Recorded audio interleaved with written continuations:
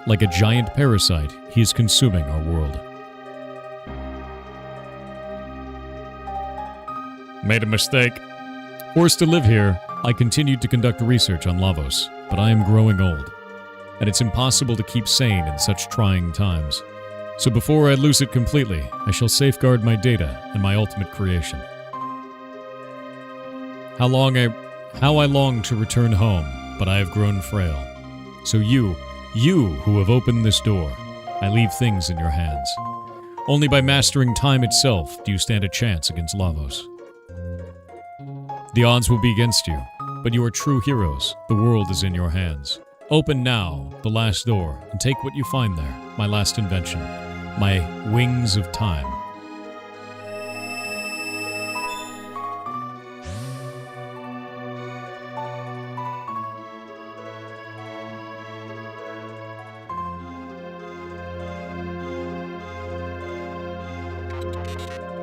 The wings of time. I believe I've heard of this device. What this thing?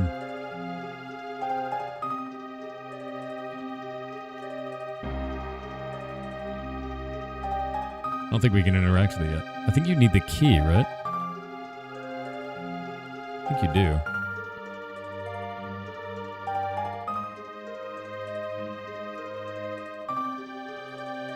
Is there a key for this? I don't remember. Yeah, it's not interacting. Maybe need Luca? I don't think so. Might be Luca. You might be right. Oh, wait.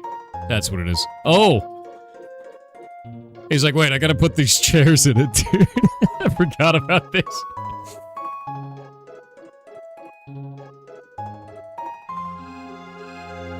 Scared you, didn't I? It's me, Balthazar. Oh, I copied my memory into this thing. What do you think? Anyway, there's something I need to explain. Namely, how to transcend time. Press the Y button for the time gauge. Then use L and R to select the error. Oh yeah, before you go, why don't you... Oh. Name my time machine. What do we name it, Chet?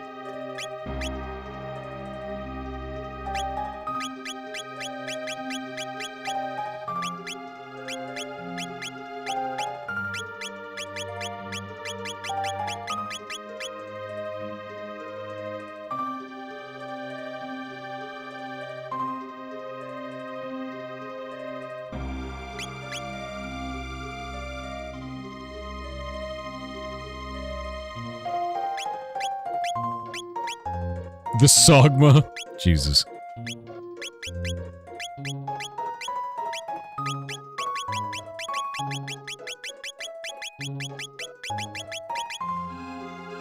As in the one you just lost. As I did as well.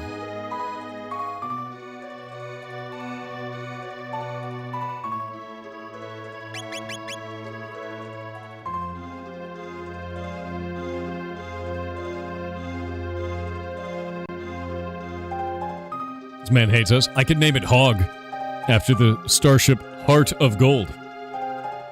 Oh. Could do that. We're not naming the ship Balls.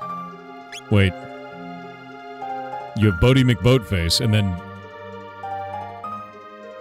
That has potential, alright? Yeah, it has potential.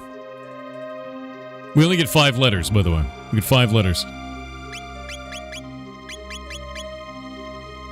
I think the SS Ligma is pretty good. Yeah, I think the Ligma is pretty... I think we should call it Ligma.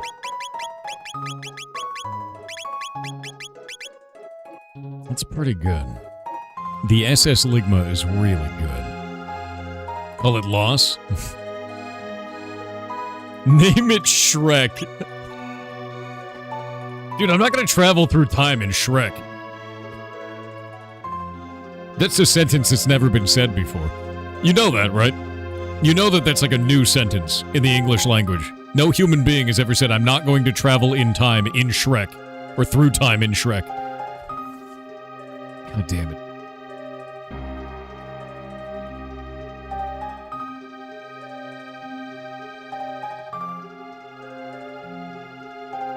We're not naming it boobs. I'm not doing that. I'm naming it the Ligma. I think that's what it is. The Ligma. Hop aboard! Ligma. The ship known as Ligma.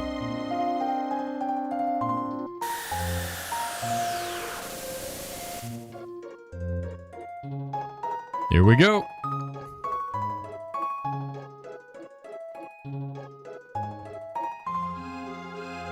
All right, we're going to... Oh, interesting. It won't let me go to my time period. Let's go to the end of time.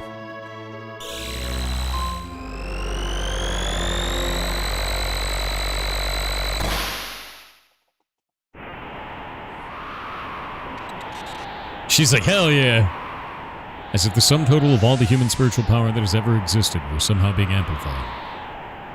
It great, it fast. Ligma's capable of... My god. Ligma's capable of this. This is already paying out. Alright, the investment was good. We're already getting a return. Dividends, man. Dividends for all of us. This is phenomenal. I'm screenshotting that. Hell yeah.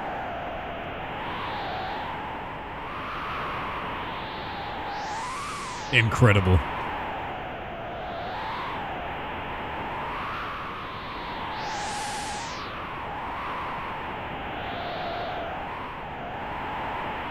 Oh my god.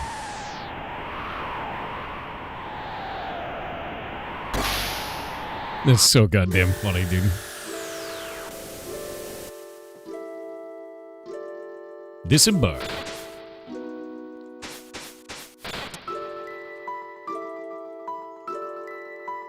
Hey, old man.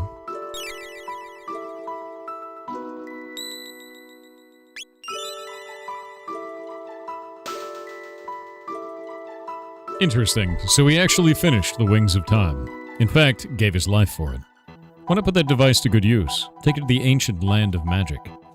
Come see me anytime. Think of me as your guide.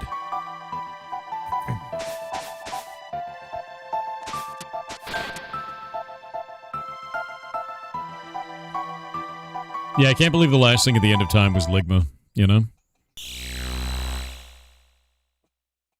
Can't believe it.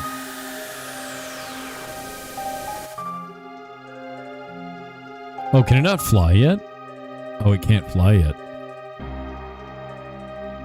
We gotta go back to the Dark Ages. Yeah, we don't have any wings. But now we've gotten around the barrier.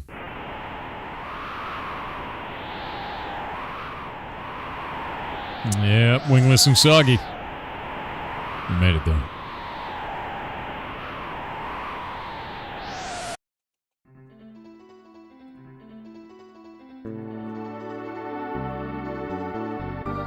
That's interesting. This ladder wasn't down before. We Earthbound ones lack magical powers. That's why we were banished from Zeal. Want to buy something? Yeah, dude. A Demon Edge, but for cheap now. Actually outrageous. There's the Megatarn arm and the Flash Blade. Another Lumen robe. 2 Flash Mails. Actually, how much is that? Yeah, it's huge. 2 Flash Mails. 2 Glow Helms. And then a Lumen robe. And then a Demon Edge. Megaton arm. Now we're out of money. It shows you like how much earlier you could get the Demon Edge, like way earlier in the game, you know?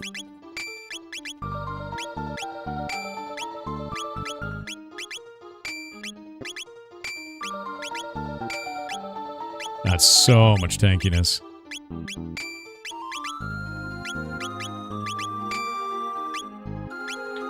They're big now. Think I should be David Bowie for Halloween stream? Dude, I could never. What a legend that guy was.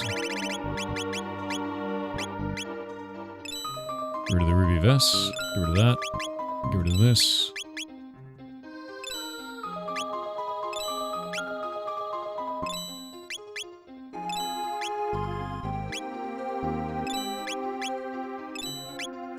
There we go. Now we need to get a Mega Blast and a Comet Arrow. Those kind of make sense.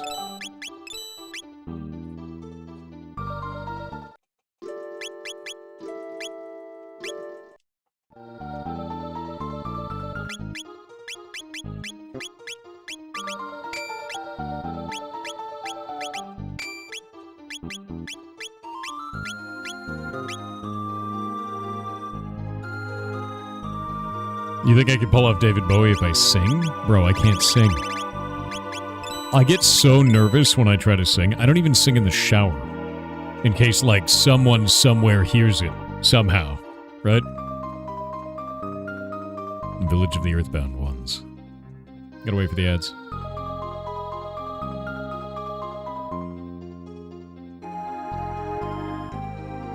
Like, I don't even want my guardian agent at the FBI to hear me sing, so I don't do it.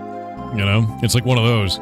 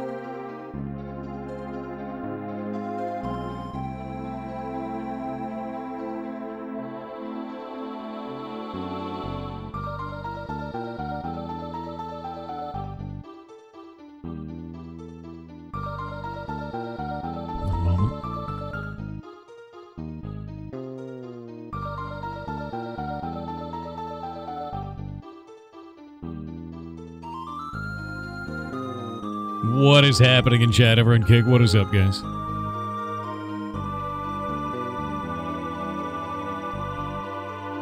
How you guys doing? Hope you're having a good day. I was waiting on the ad break. Nice to meet all of you. Hope you're having a good day. Eddie Red? Oh, Eddie Rated. Is that what happened? I don't have any alerting set. Dude, I gotta build out the tooling. Anyway, thank you, Eddie. That's very nice of you. For all you guys who are just showing up, my name is Thor, otherwise known as Pirate Software. I make stuff on the internet and tell other people to do the same. It was Eddie? Hell yeah. No, Eddie's awesome as hell. Hey, Ethan, how you doing, by the way? With all of that in mind, we're currently playing Chrono Trigger on original hardware. Check this shit out. Oh, it's actually in a cart. It's running in a cart. We're using an emulator that pulls it off of the cartridge and then puts it onto my machine, which is rad. And then when I save, it saves back to the cartridge, which is very cool. Outside of that, I'm also running what's called the Pirate Indie Game Show, which I'll show you guys here. So throughout the entire month, how many of you guys have watched like a showcase with indie devs in it? And they do like 1 to 2 minutes. The dev gets like maybe like an ad, right, that plays for like a minute or two. You really just see a trailer. That's about it for a lot of these game showcases, right? I hate that shit. I hate it a lot. And the reason why is because that dev, even if they're an indie, paid $5,000 to $15,000 for that. For 1 to 2 minutes. So what I did was I started this show, and what we're doing is we're having them play their game for an hour, and then have the devs on for an hour-long interview, and we don't charge them a dime. So I did the pilot for this back in December, and we had 83 games. It's way too many. And we showcased all these games, interviewed all these devs, showed off all this stuff. I made like a playlist for it, and then we did like videos for every single one of them, you know.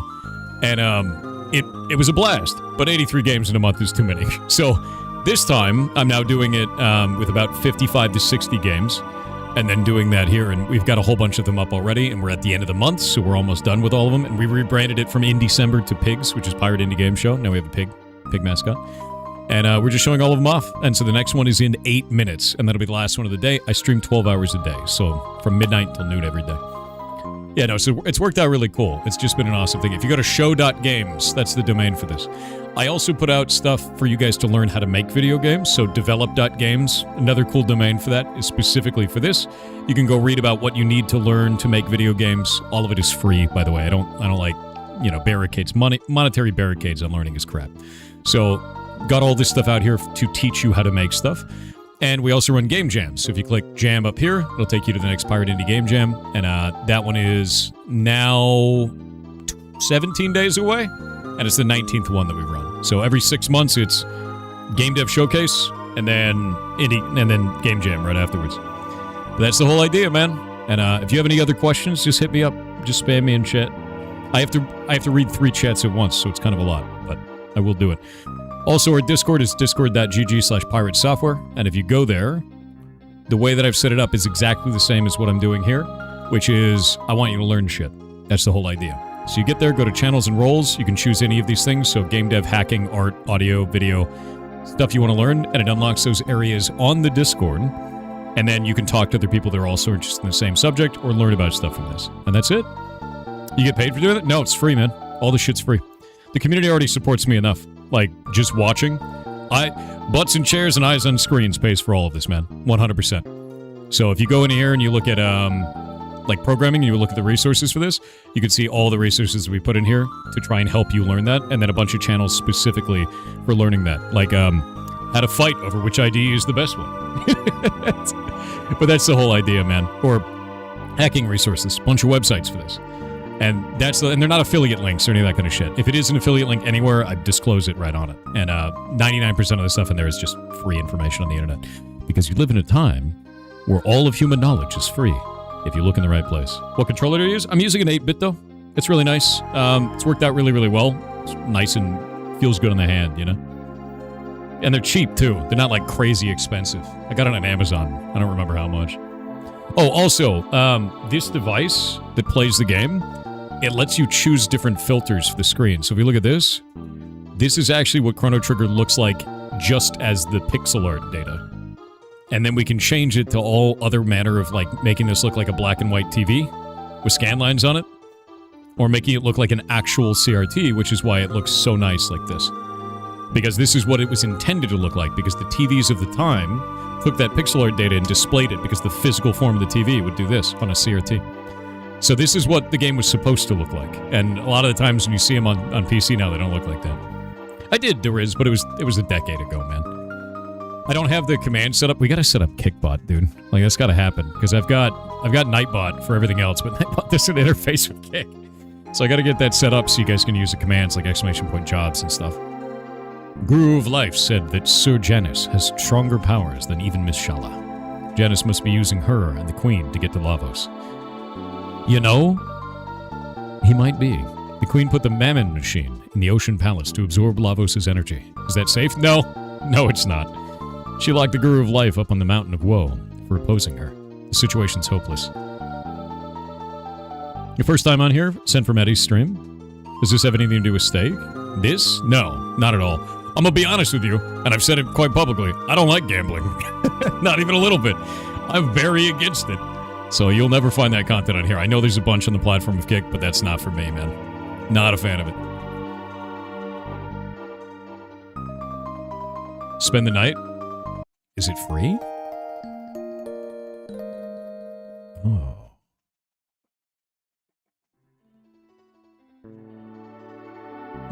Oh, also, I like in the party right now we have Butts, Grok, and Boots. And then we also have Frog, who stayed Frog, and then Pants and Dumpy. So thank you, chat. Thank you for all these names. They're great. They're fantastic names.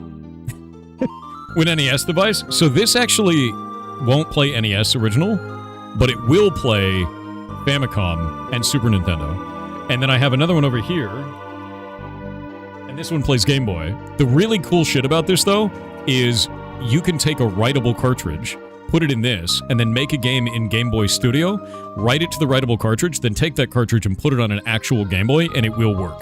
So you can play your own created games on original, like, actual Game Boy hardware if you write it to the card using that, which is...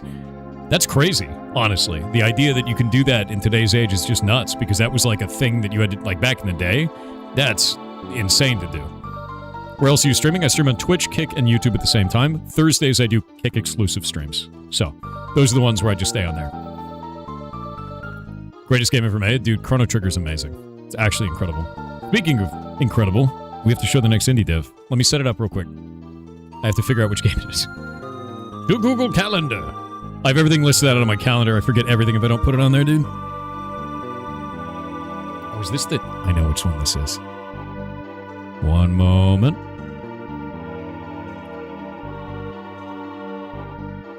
Let me grab this. I gotta put it in the next thing. I run everything through, like, tooling and shit that I build through StreamerBot, and I just gotta hook everything up so it can spam it across all the channels at once, man. You already know what game it'll be? Yeah. So all the devs, the way that it works is they applied. I had an application intake form. And then after they applied to all of this kind of stuff, we had to sift through it. There was 500 games that applied, and I had to choose 60 of them. So Forrest and I went through all of them together, determined the 60 that were there. We've had a couple of dropouts throughout the show, which is pretty normal. So we have 55, I think, in total for the whole month. And then we're just going to do it again in December. We just do it every 6 months. And the idea is to keep showcasing indie devs. You guys support me already, so I don't have to charge them anything. And we can just make this a thing where everybody wins, you know, is the idea. Because it's one of the hardest things for indie devs is getting their, you know, the word of them out there. And if I can set up a situation where, you know, they can be advertised for free, we can start to fix that problem of greed that we see in, you know, AAA and in showcasing of stuff. Because I just don't think it's right, you know, charging $5,000 to $15,000 for 2 minutes of airspace. That's just ass. I think there's just a better way to do it, and it seems awful to me. And so we can fix it. And this is how we fix it. You don't fix it by doing nothing, you fix it by doing something. This is the something that I can do, you know. Oh, and by the way, big shout out to Kick for this. Categories on Twitch are automatically generated from Steam pages, but Kick does them manually right now. And I reached out to Ethan, who was in chat a minute ago, and sent him a list of all of the games that we have for the showcase, and Kick made them into categories in 3 hours, which was crazy. So, like, that's life-changing for a lot of these devs, because now they have a category, an established category on your guys' platform, and helped us a lot, because now we don't have to do games and demos for each one of them. They actually have a category for each of them. And that kind of turnaround's crazy. You don't see that at all. So, really nice to see. Meant a lot to me. 100%. Grab this. They have a Steam page, but I think their game is up on itch for us to play it. Yeah, their playable is not on Steam yet. But it's so cute. Grab this. I'm going to get their itch.io page on the links as well.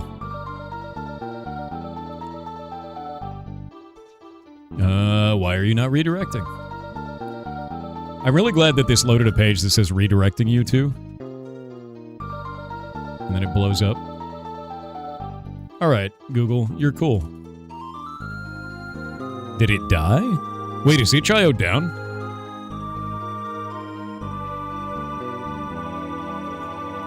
Oh no. This is gonna make this dev very sad if itch.io is down. It's not loading. Is anyone else able to get to itch.io? They've been having huge problems with people DDoSing it, so I'm trying to find out what's going on.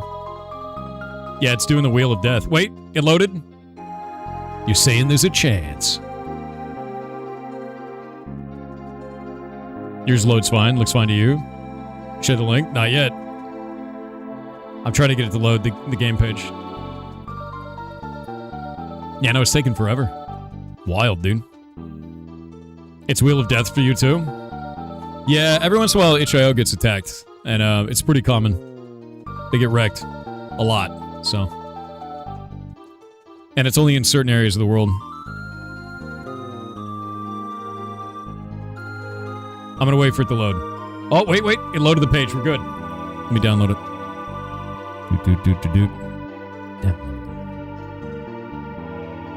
And now it's Wheel of Deathing the download. Don't worry. We will get it either way. The devs are here, so it'll be fine.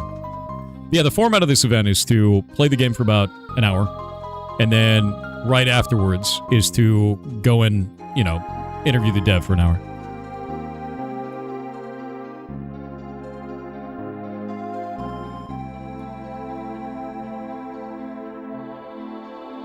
You think I want a sprinkle donut rather than a glaze? Bro, no. I want a maple bar. Or one of those, like, Bavarian cream fills. I haven't had a donut forever. Oh, man. You had an anti-sugar spree as well? I used to be 265 pounds. I cut sugar out of my diet, and I dropped down to 185. It was an angry time, to be clear. It changed the way that all food tastes to me. So, like, cucumber, I didn't know it was sweet. Learned that. Weird, right? It used to taste like sad cardboard. But I lost a shitload of weight, and I've kept it off for about 5 years, 6 years now. And I learned two things. One, I feel a lot better as a person. I just feel better. Two, I didn't think cold was real. I thought everyone was just being a little bitch. Cold is real. It's real. And you only know that when you lose a bunch of weight. And then it becomes real. Yeah.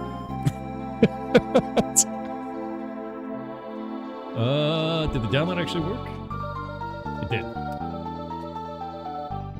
There we go. Got the playtest. 1 sec. Yeah, I learned that though. It's honestly, I feel so much better now. I really do. It changed everything in my life.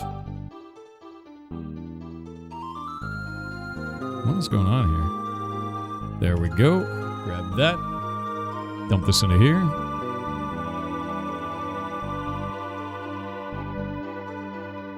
He gets annoyed if we wish him happy birthday. It's not my birthday. How dare you? How dare you? Alright. Game should be running in just a moment, then we'll get all the content switched over. Windows, I know you're going to protect my PC. I get it. Here. If it makes you any happier, I'll run it as an administrator to laugh at you. It'll be fine.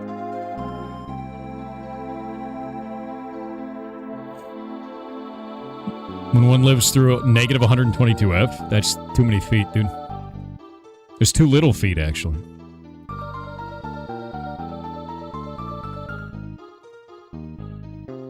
More info. Run anyway. Thank you. Alright, there we go. Alright. Let's go grab this.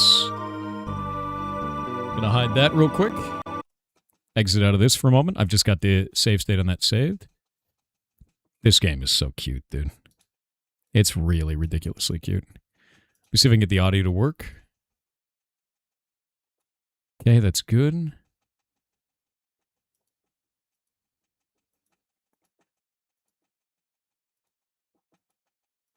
Under construction. All right.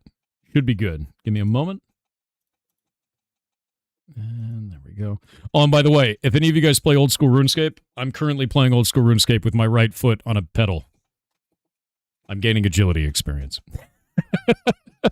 And I've been doing it for multiple days. I'm in Brimhaven jumping over spikes using my foot right now. On a laptop. Toe-maxing, dude. Yeah, it's not even a joke. It's legit not a... Here, look. You're gonna laugh. It's actually... no XP waste, dude. Every time I do that, 26.4 experience for agility. I've got my Karamja glove too, so I'm doing it. Now that's grinding, dude, 100%. I already have a 99 agility. I'm getting another one.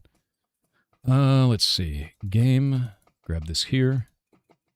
And there we go. And indie. Let's see if my button works. Did I do this right? Oh, great community on all 3 platforms. Did the category change? Did it change? I'm switching the pinned comment out right now. It did? It did change? Good, good. Fantastic. All right. Boop. Let's see if this worked. Of course it didn't. Fantastic. All right, one moment. And we'll go to... There we go. No, that's the wrong one. That's not it. There we go. And the video. Aha! Can you hear it? Audio's coming through? Yeah, good, good. All right. It's a little quiet. Let me turn it up. There we go. Their volume control appears to be under construction. We can almost mess with the master volume. It's not ready yet. That being said, this game is ridiculously cute, and I'm looking forward to it. So, kind of a cozier game than we've seen before. Let me see if I can actually use controller on this. Looks like controller's not working, so that's fine. This is their itch.io version of the game. So, not a Steam version. Their Steam version is not out yet, the demo, but we're going to play this, then we're going to go talk to the devs right afterwards. Boop. Yeah, it's super cute, dude. Look at that. Oh, wait. Yeah, there we go. Milo, thank goodness you're awake. A huge blizzard rolled through last night, and we need the snow cleared. The Winter Festival is today, and we need to make sure it's safe for people to attend. I like the audio for that. Yeah, kind of Animal Crossing vibes with like higher fidelity, right? You know what I mean? You and your snow clearing tools are the only thing that can help us. Please get out of there as soon as you can. And thank you so much. Grab my tools and get started outside. Is there a run button? Can I run? Oh, look, it's got prints on the floor, dude. I actually really like that. They're done quite well, and they actually match up with the feet. That's cool. Got my tools. Heading outside. Are we cute, Mr. Plow from The Simpsons? We might be. Look at his like a little backpack, dude. He's got a blushing face. Hey, over here. Oh my God, it's Rossetti. He's come back for us. I always knew this day would come, Chet. Tony P. Not him. Yes. No. Nice to see you out and about. The blizzard last night dumped a lot of snow, and we need it cleared ASAP. You've got a big courtyard to clear. So glad that's your job, and not mine. Very cozy staying in my pipes. Better equip, hold Q, and right-click your snow vacuum to get to work. Okay. Oh my God.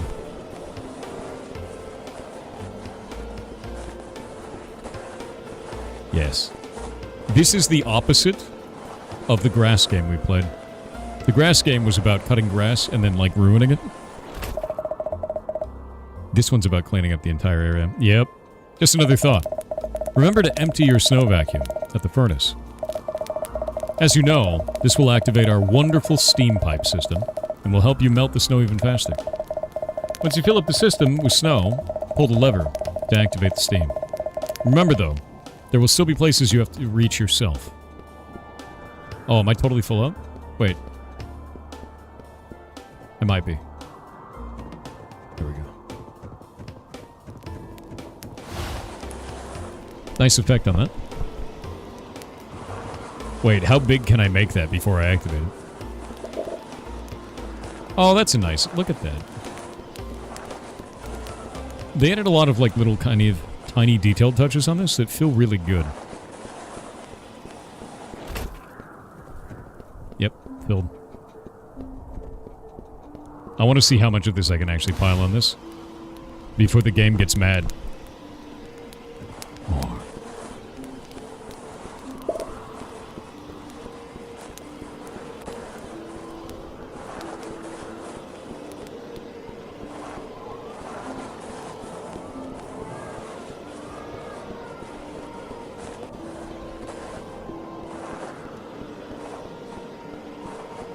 No, I'm super into this. I think it's really, really kind of cool to see, like, cozy cleaner games, right?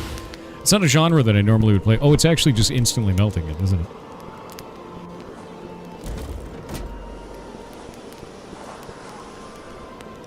Oh. So the steam vents are now going off everywhere.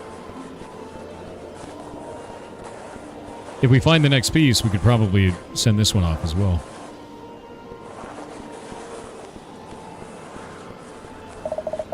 Oh, by the way, I finally finished fixing your snowblower. Hold Q to equip. Perfect timing, I'd say. Now you can get into the little path over here and blow snow off the other things around the neighborhood. You can keep track of how many blower targets are in an area has by looking at the map in your notebook with tab. Okay, so we actually have a huge amount of stuff in this. Look at that.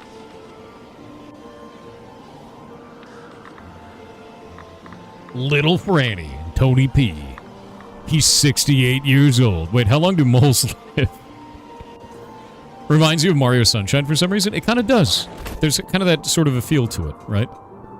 Which is a really good thing, because, you know, it gives you a basis for kind of like the general, I guess, not game flow, but like art direction almost. Sort of world setting in kind of a cool way. Oh yeah, no, that's actually melting everything. So the more that I can get that running, the better it's going to be.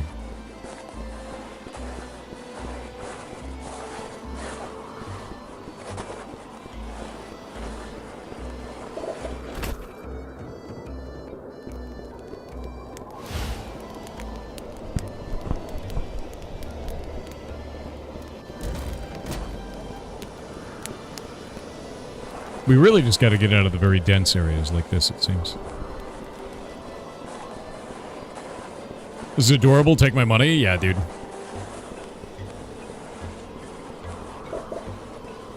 Looks very well made. Unique art style and cozy gameplay. I agree. I think that's the thing, is like the art style is very unique.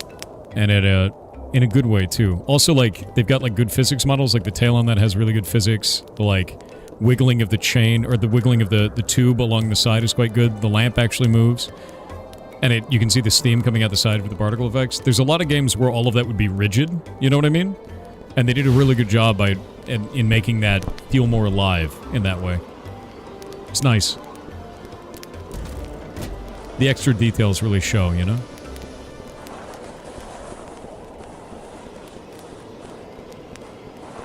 Surprised how good this looks? Yeah, I'm interested to talk to the dev team and see like how many people are working on this. And like how long they've been working on it, because it's very polished, if that makes sense. We gotta get the snowblower out.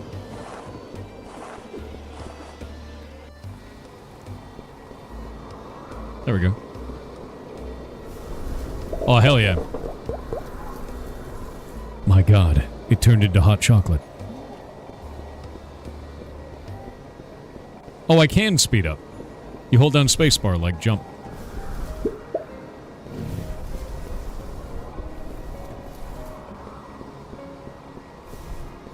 I like that activating that fire actually causes it to melt all the snow nearby.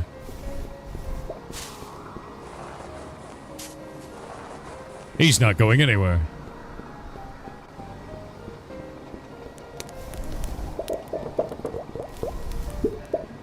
Yeah, so we can activate that.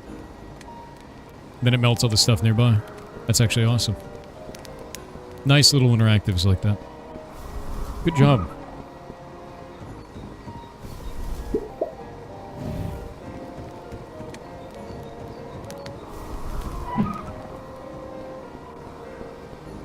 Slightly smaller snowman.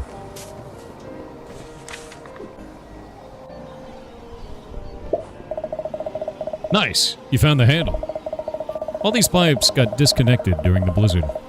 It looks like this one is only missing its handle. Others around town might be missing more. If you find all the missing parts and turn on the system, our steam vents will melt these big walls of snow so people can walk through the town again. Oh, I saw a typo. Saw it. It's Aegean. You cosify the place? You do. You make the place actually cozy. Which is neat.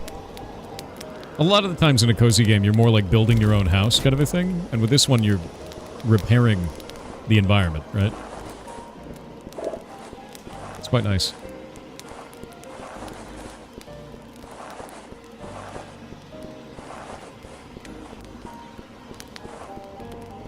I think I got everything in here. Maybe.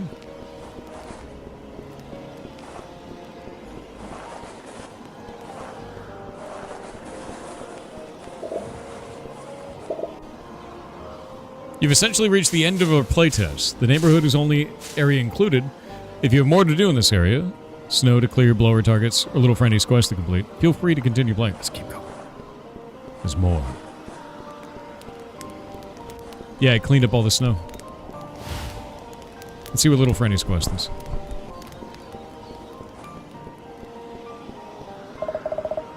I'm so lost! Or I'm so sad, I lost my hat. I think it's somewhere back there, but the gate has too much snow on it. Can you blow off the snow and find my hat? Where'd that hat go? It was buried. Yoink. Wait, did I just... I just vacuum up the hat? Hey, I have bad news. I've stolen the hat. Oh, we got ads. We're gonna wait on the ads. I'm so lost. I said my hat. Yes. I'm gonna wait on the ads. By the way, for everybody who's over on Kickside, Twitch has ads, and because Twitch has ads, I wait on them. I don't like people missing content because they didn't pay me money. I think it sucks. So, I just pause for ads, and we do this every 30 minutes or so for about 2 minutes. Kick will eventually have ads, and when it does, I'll be trying to sync the two between both platforms, so this exact same thing happens. Talk to Kick about the ferrets. Oh, yeah. Yeah, let me pull this up. Who here on Kick has never seen our ferret rescue? Dunna. You don't let ad viewers miss out? No, I don't want them to. Let me get rid of the ad screen for just a moment so I can show you guys this. But this is our ferret rescue. If you go to ferrets.live, you can find everything we do. We run one of the largest ferret rescues in the United States. We have 90 ferrets in the rescue right now. We are also currently building the largest ferret rescue in the U.S. Might be in the world. We're not sure yet because we got to find, other ones that exist. But the idea behind this is that we are building a facility. It's about 2,400 square feet. We've been working with the county and the state for the last year and 3 months. Long time. And we're building a massive building for this. So it's got 3 big ferret rooms that are 20 by 25 feet each. And then we've got a bunch of other rooms for support. So like kitchenette for that, for cleaning stuff, storage room, a bathroom, laundry room, medical room, and then a quarantine room. We have Shay, who was an exotic vet assistant before, who has gone full-time as our site director for this. And then we're getting other staff members involved once the rescue building is done, because we already have one named Nova. We had another one before named Maddie, but she left to go be a manager at another position, which is quite cool. She got an upgrade, which is great. And yeah, that's what we do. So we handle all the medical for them. We handle all the research for their conditions. We handle everything, everything that they could possibly need. And we take in intakes from all over the country. And it's been both the most terrifying thing I think I've ever done in my life, and the most fulfilling, I think, at the same time, because it's just a huge, huge amount of work and emotional stress, but it is worth it because we're able to actually save animals' lives, which is huge. And the way that we did this is very different from other rescues. A lot of rescues run off donations, and I thought there'd be a better way, so I run it off ad revenue. So everything you're seeing on here was paid for by people watching a stream. Not by throwing money or anything like that. Literally just watching streams. So on Twitch, it's ad revenue. On Kick, it's the Kick Partner Program. And on YouTube, it's ad revenue, which has worked out amazing. So it's really resilient to economic downturns and things like that. And it's just worked really, really well. So if you haven't seen it, go watch. Because the more that you watch those channels, the more that it helps the rescue directly. Yeah, it's a big deal. Yep. We actually, just because of the Kick Partner Program, we were able to get an ultrasound this last month. So we actually have an in-house ultrasound because of that. So, rock on. Look how ridiculously cute this character is. Okay, so I have the hat. Wait, is it in... Oh, wait, it might actually be in the vacuum. I think it's actually in the vacuum.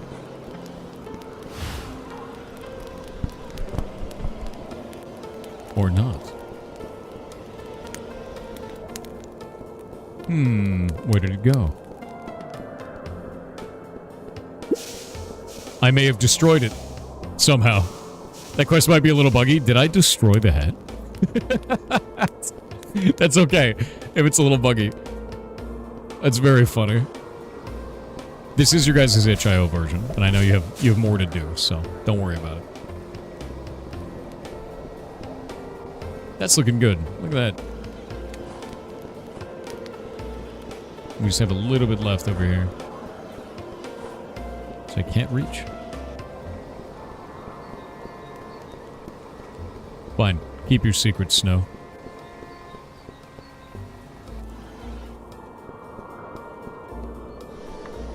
Ta-da! Now we're done. Under construction, but we get to watch it melt. That's a really cool way to actually have, like, the environments locked out from each other. I think that's quite nice. Overall, this is a really cool experience. It's very good. I'm going to hop on with the devs now. We're going to bring them on and ask them a bunch of questions. So give me just a minute. Turn this down a bit. Turn to this here.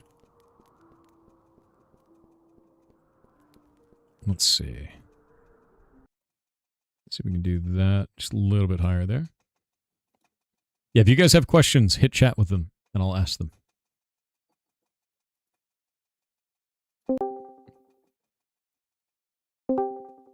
Hey there. Can you hear me? Hello. Yes. Hello.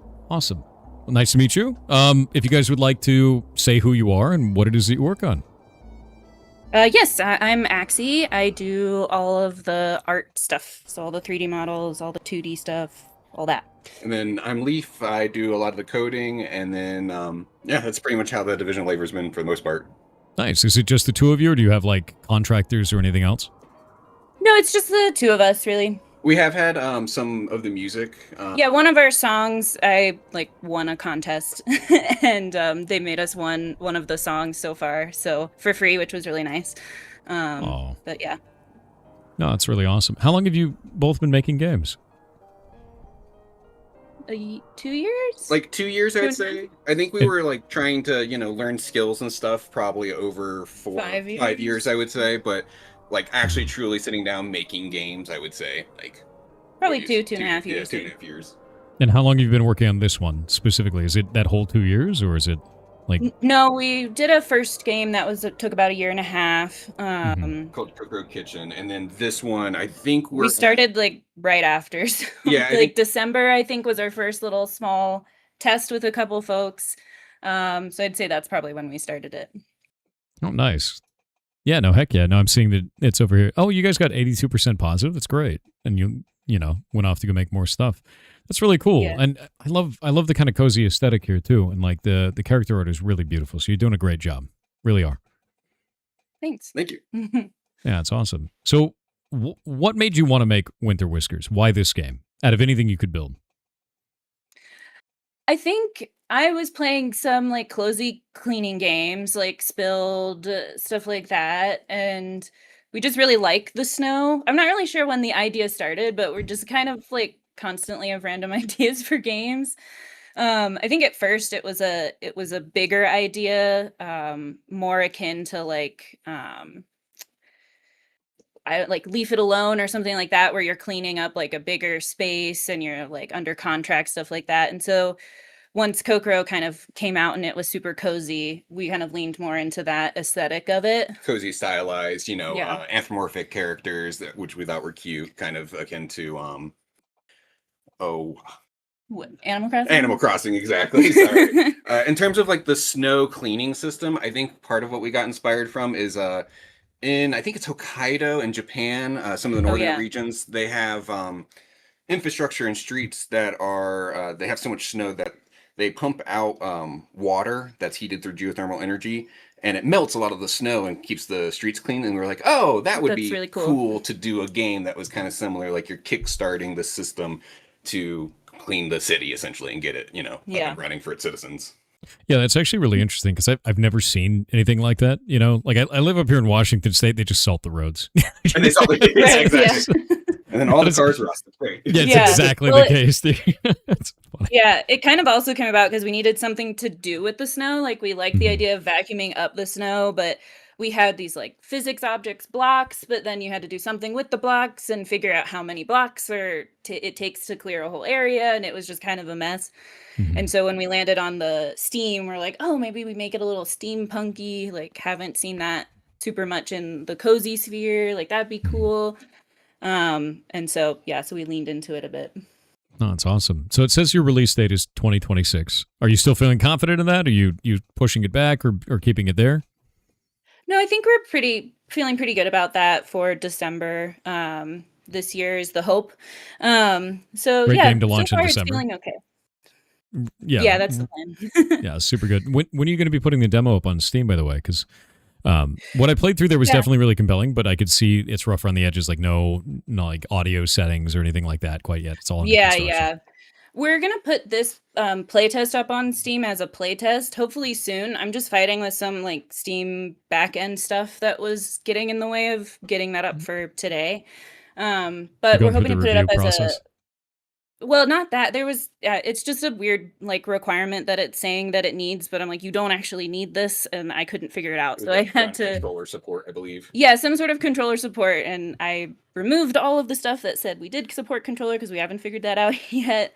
But it still had that requirement there, so it wasn't letting me submit it for review. So I reached out to the Steam people, and hopefully, I don't know, maybe it's something stupid that I'm missing, but hopefully we'll see.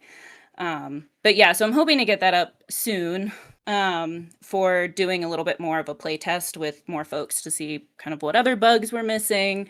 What sort of additional systems or fun fluff we could add, just kind of get in the community's feedback in general and see, what's working, what's not. And then from that, we're hoping to turn around and really get a proper demo out, I think a little bit more polished.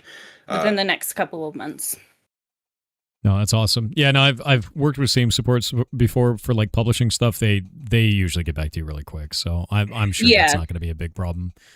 No, hopefully early next week I'll hear from them, and then I can submit it to get reviewed and get it up by the end of next week, maybe. So we'll see. Yeah, heck yeah. Are you planning on doing Steam Deck after you get controller support kind of ironed out? Is that something you're targeting? Yep, we're definitely targeting that. We actually just got a Steam Deck so that we can finally got one. Nice. So now I can test it myself instead of begging other people to test it for me. Nice. I went through that process before, like just asking people in the community. It's like, does it work on like before I get one? So like I understand. And then fix one thing and push it over real quick. Hey, did this work? Did that fix it? You know, it's an iterative process. So we're hoping we can do a little more in-house now.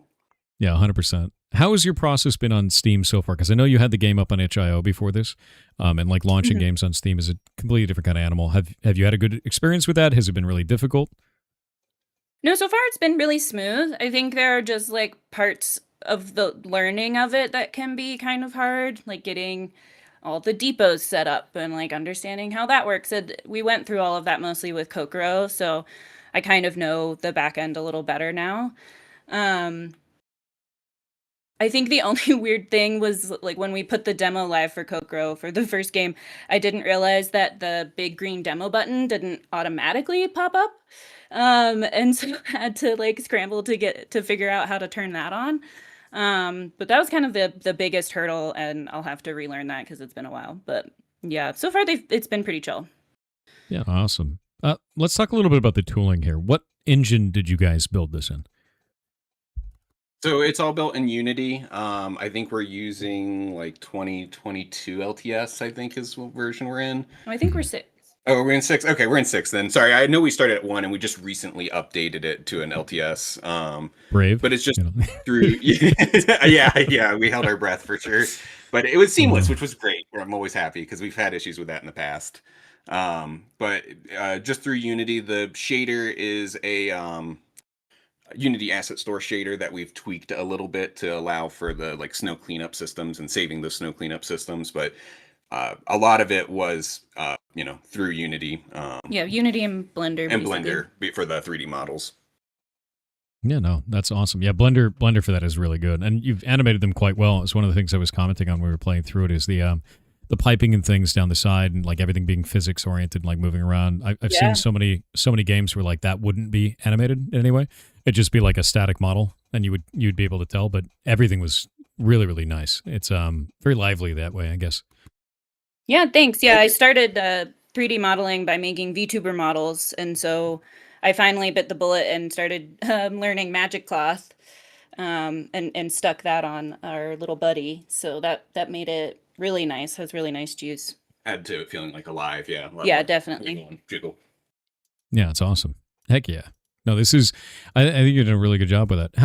How long or how many levels are you planning for the full game? Because I saw a couple of them there in the demo on the world map, but I don't know how many you plan if it goes beyond that in some way. Yeah, so we're planning for 4 areas, this one being the first, and then in our trailer, you can kinda see the park area, which is the next one. So the 4 areas total, and then we'll have the winter festival when it's all done. Yeah, no, rock on. I think the biggest thing that I'm wondering at this point is you've got the release date out. This is going to be a really hard question. You ready for the difficult one? Oh yeah. Sure. It's the tough one. How much do you want to sell the game for? And if you don't know, that's totally fine. We can always ask the community and find out like what they think about it. And I know that's tough. I know that's like the scariest thing imaginable. We kind of have an idea just from like researching other games that are about, I mean, like you saw, like the first area is about 15 minutes. I'm hoping that the whole game can be about 2 hours total. So we do have that question in our feedback form, but I'm thinking somewhere between the 4.99 to like 6.99 range. Keeping it pretty cheap, just because it's not going to be a super long game. Chat is freaking out about the price now. Yeah, they're saying it's only going to be like maybe an hour and a half, 2 hour kind of a game. So a shorter game. Yeah. Yeah. Do you have any plans? Let's say that the game does really well in that area. Would you want to expand this, or do you guys want to move on to make something else? If it did really, really well, I think there's a world where we could maybe add some other levels. We've talked about trying to keep it open to expand other stuff.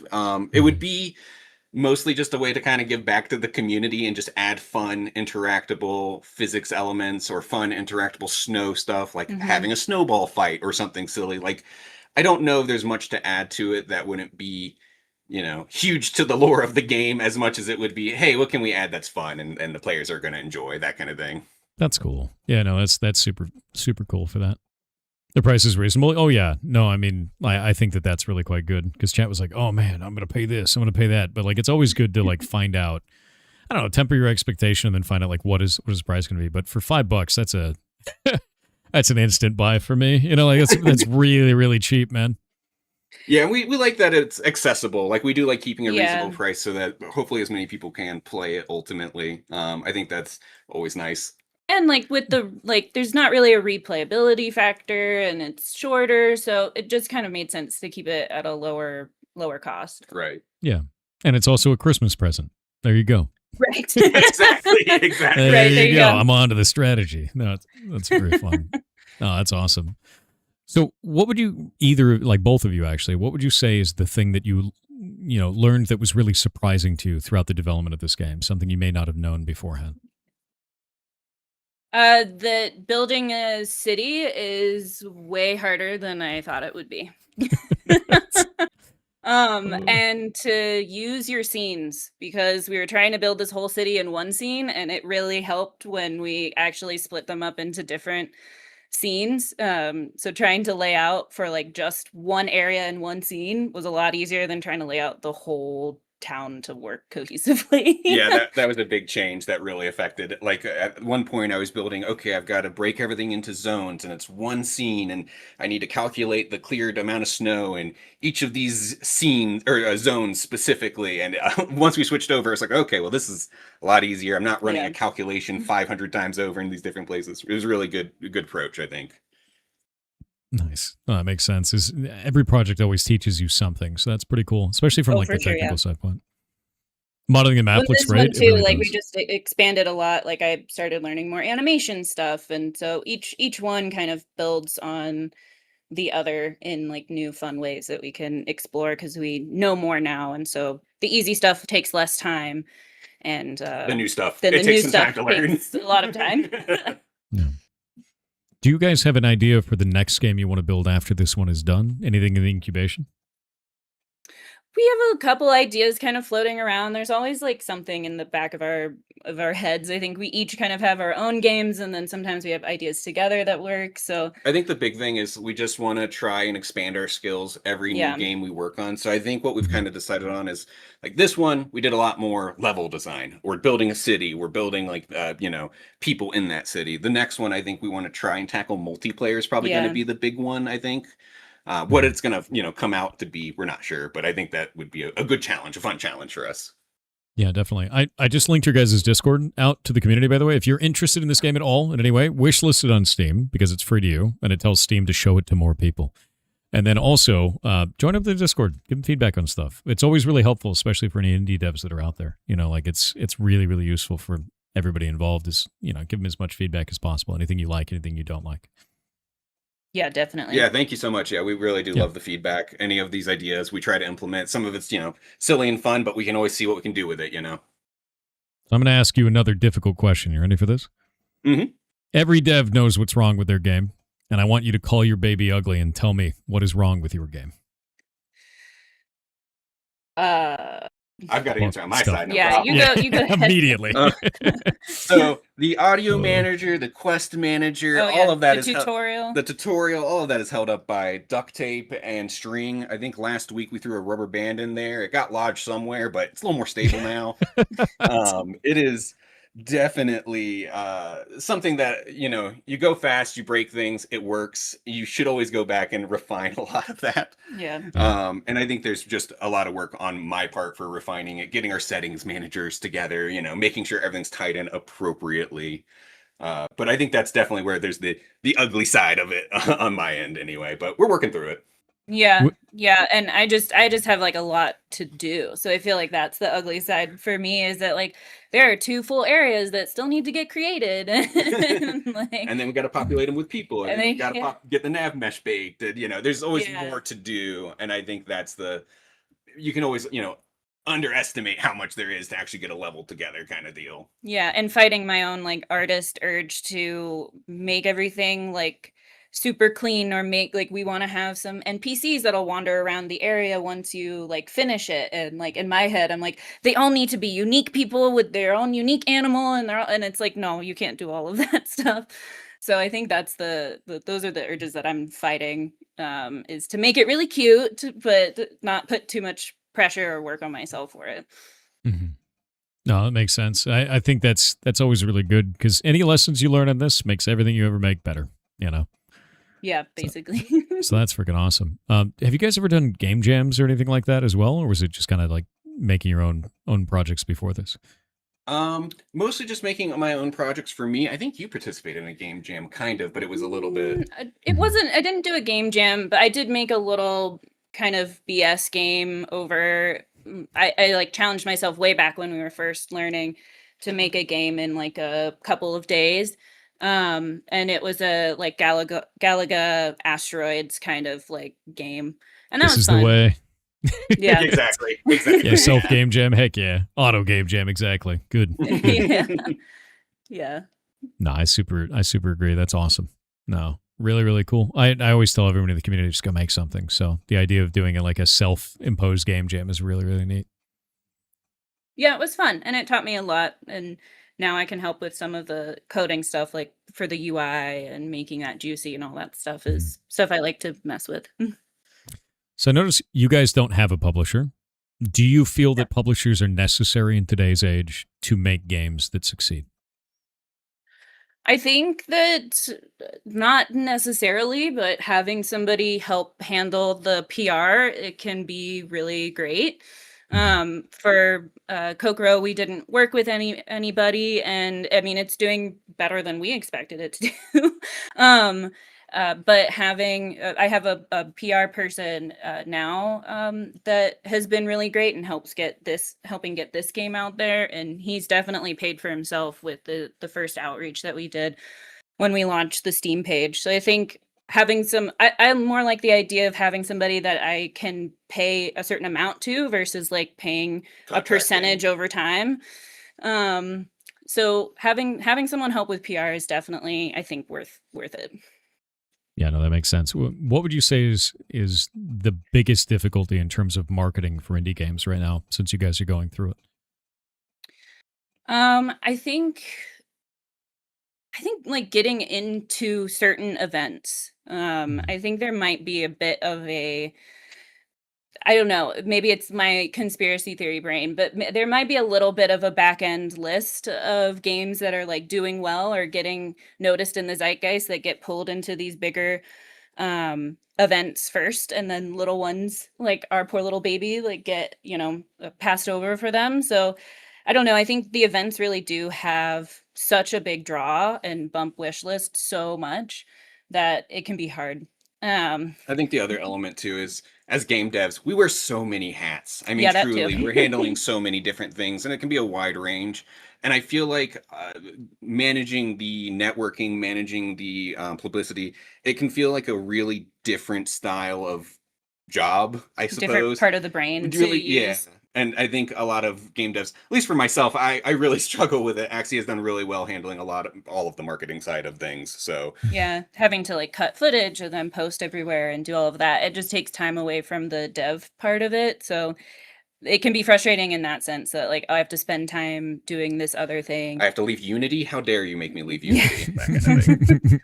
No, it makes sense. In terms of like getting into shows and things like that, a lot of the times it's based on money changing hands. You know, that's a big one. But then the other one is wishless. Is how much momentum does this game have?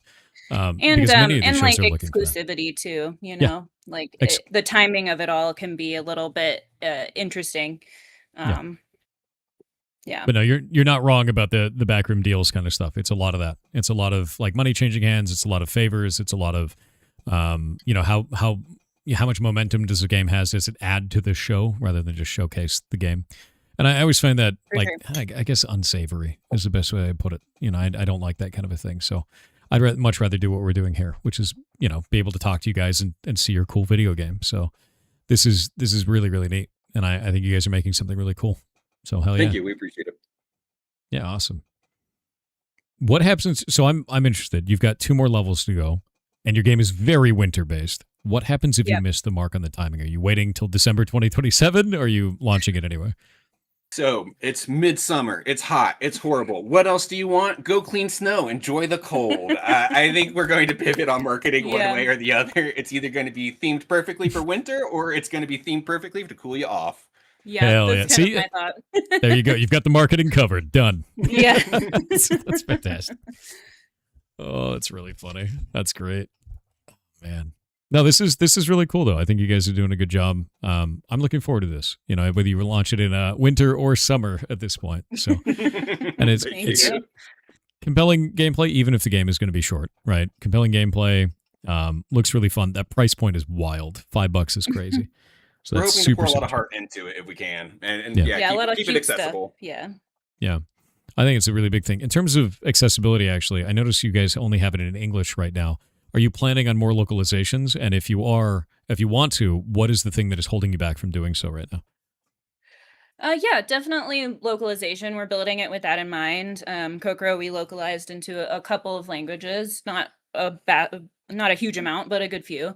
So we'd like to do that now. I think right now it's just partly like the cost, partly like the dialogue hasn't been super finalized. Like that may change, and so if it's going to change, We'll wait until we'd rather wait until we have it good and ready to do that.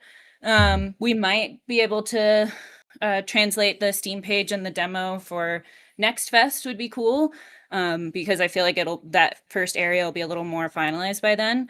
But that's kind of what's holding it back, is just we're not super like sold on what we have yet. Finalized yet. And then just from like a quick iterative process, sometimes the localization, like we'll make a quick change and it just slows us down to check it out versus like, oh, okay, I need to go open my localization manager. Let me change my tables. Just that kind of thing versus like, oh, let me just quickly type it really quick and see how that feels. Yeah. The back and forth with like Excel and all that too with it. So yeah. No, it's really great. I think it's actually really great. Heck yeah. Oh. Is there any questions you guys have from chat? Anybody at all? You can ask whatever you want on this. I guess we'll throw out just a quick, like, if you got fun ideas for stuff you want to see done in snow or with snow, or weird, juicy elements of like, oh, if I blow this off, this'll happen. Anything like that. If you got an idea, throw it out there. We're always looking for more interesting stuff.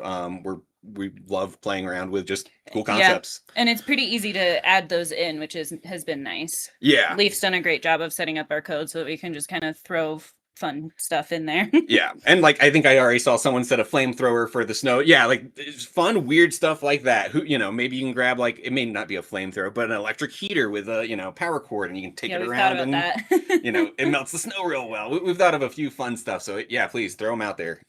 Yeah, it looks like people are talking about like snow park, having ice on the ground to make you slip around, different skins for the character, like all kinds of different stuff in this.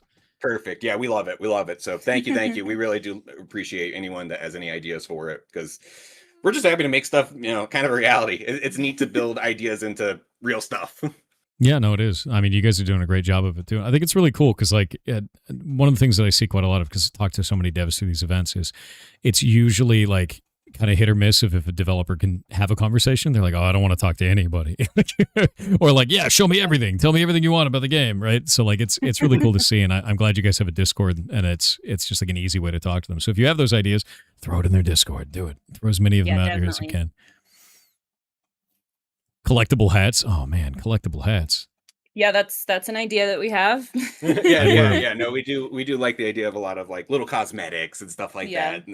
We think it'd be very cute for the character. No, that's cool. And I think as you expand it out, if you decide to do those types of things, like the world just gets richer. Like you've just made like a really cool setting for this kind of stuff, and kind of going from there. And no, it's great. Since you guys have been making stuff for a while, this is your second commercial game. Do you have any advice for someone who's just starting out, who's just making things? Start small. Yep. You hear it all the time. Yeah. But I think we got a lot of inspiration from other devs that have been making smaller, shorter games. And I think always like considering your player and how you're going to teach them stuff.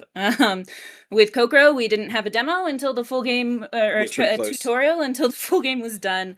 And that certainly messed up some things. But with this one, we went in being like, okay, we're going to start with the tutorial. We're going to try to figure out like, where did the questions come up? Where did the hiccups come up? And how can we teach them that? It's certainly not perfect, but that was like definitely a big thing for us with this one, was really considering how are we going to teach everyone everything? Yeah. Starting perspective, I suppose. And how messy are like the mechanics? Like how much do you really have to teach?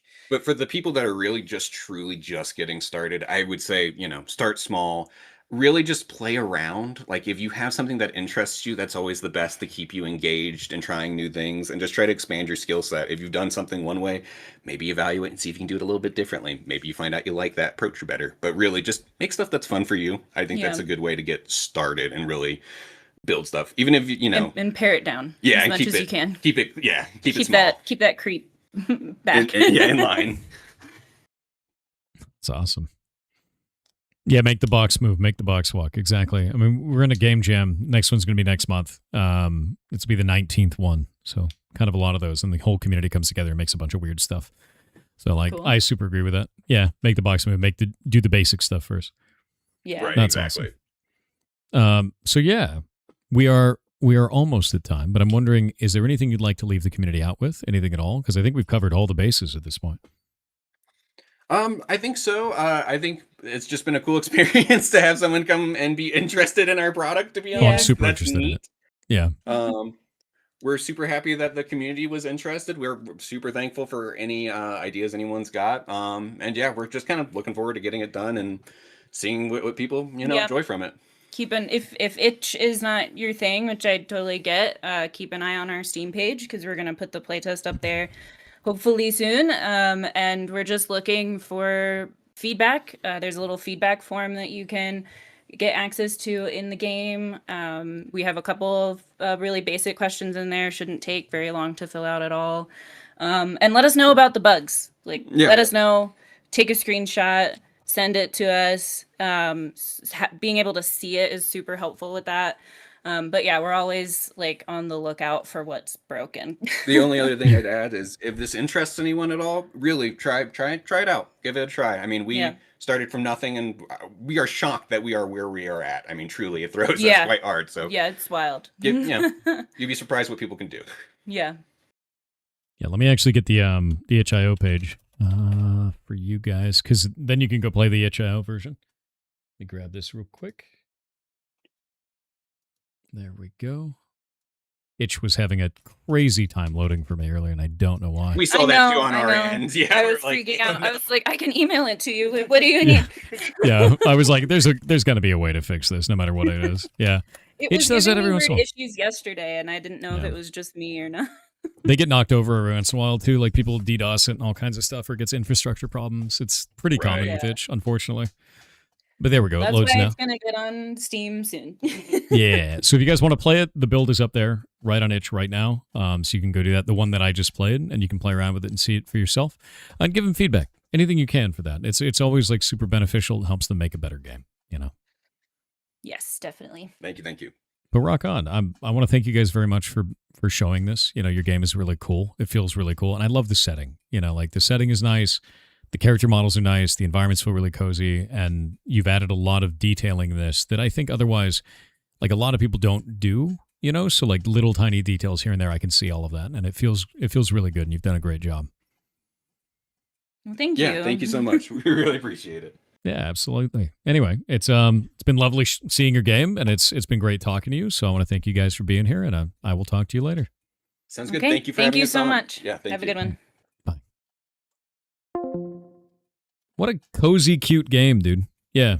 No, it's actually like super cozy, cute. Yeah, when you're giving feedback, just be direct. Just tell them exactly how you feel about it. Super useful. Yeah, no, it's really cool. Led, no, I have not. What's the news there, bud? All right.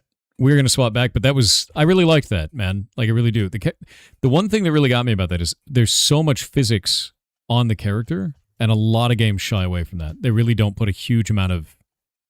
The amount of effort you see there, especially from a two-man team, that's a lot of work. Like, making all that work and be performant and everything like that and wanting to do that feels really quite good. Yeah, really good. Nice job. Really nice job. All right. Let us do this. We're going to swap back out for other stuff.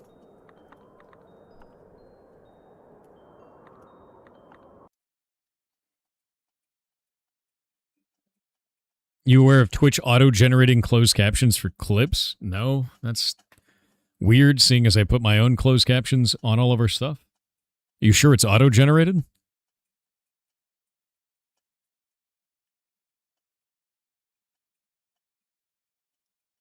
It's auto-generated? Is it like AI auto? Is it trash? I bet it's trash, isn't it? I bet it's horrible, isn't it? It's very trash. Nice. You can turn them off, though? Where can I turn them off? So you can just get rid of it. Knowing Twitch. Now, what a cool game, though. Did a great job.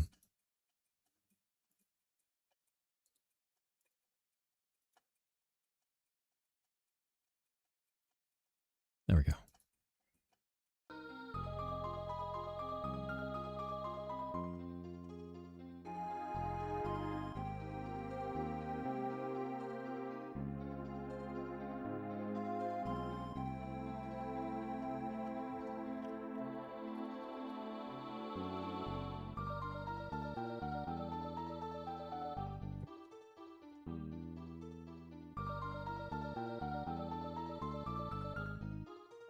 One sec.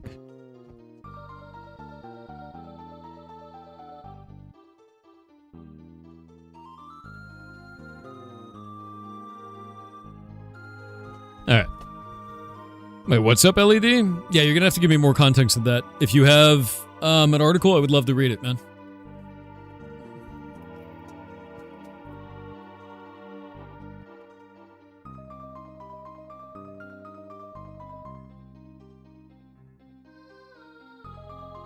You playing on a CRT? Actually, I'm playing on original hardware right here. So it uses the cartridge, pulls it down into this device, takes that, runs it through an emulator, which I can then change to make it look like a CRT or make it look like the actual stock pixel art, like this. So we can change it even to other things like black and white TV, like that, scan lines and all. Make it look like it's on no pixels, so we can actually blur it. We can make it look like it's on a Game Boy Advance LCD. Or an old, as funny as it is, an old VHS. Which looks hilarious, you know? But all kinds of stuff on that. But I choose home CRT because that's how this pixel art was meant to be displayed. And it looks amazing on this. So what's this about The Guardian? Let me see. Philippines blocks Gorebox gaming app after school shooting kills 3. Really? They're blaming video games. Tale as old as time, my dudes. Let's see, based on news here.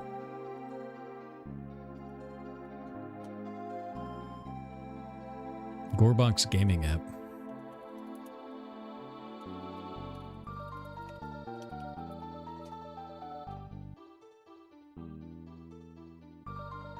The physics-driven sandbox game? Is that what we're talking about?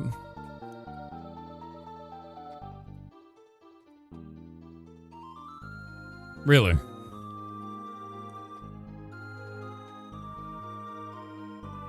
Did they choose this at random, or was it somehow associated with the person who perpetrated this in some way?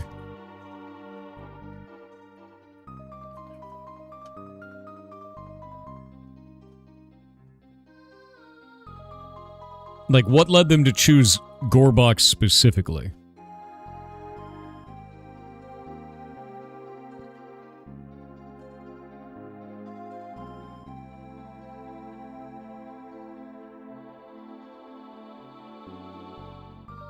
One of the shooters played it.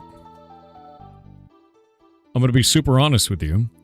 If we banned a video game every time someone shot someone else, just because they played it, we wouldn't have any video games left.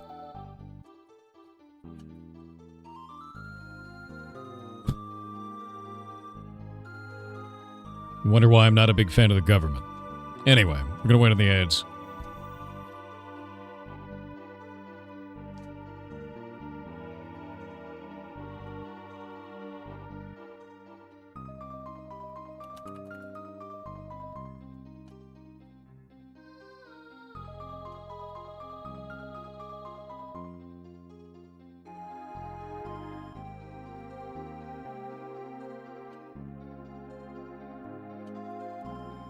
There we go.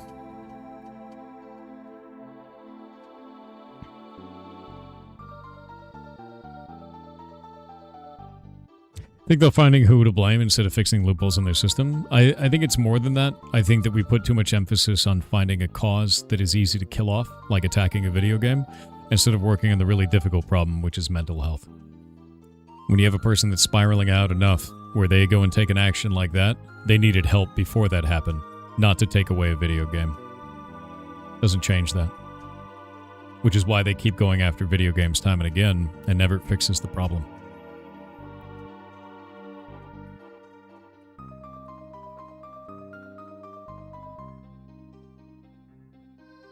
Yeah, what thing that isn't mental health related did this?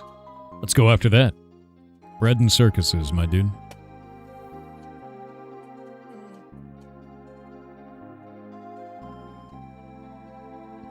Yeah, exactly, Mojito. That was the other thing, too, is that... can you even legally own a firearm in the Philippines where this happened? Or is that something you have to go through a lot of hoops to get? Is that even a legal item there? Because here in the United States, everybody's got guns. At least normal here. But I don't know about the Philippines. I don't know about local laws there.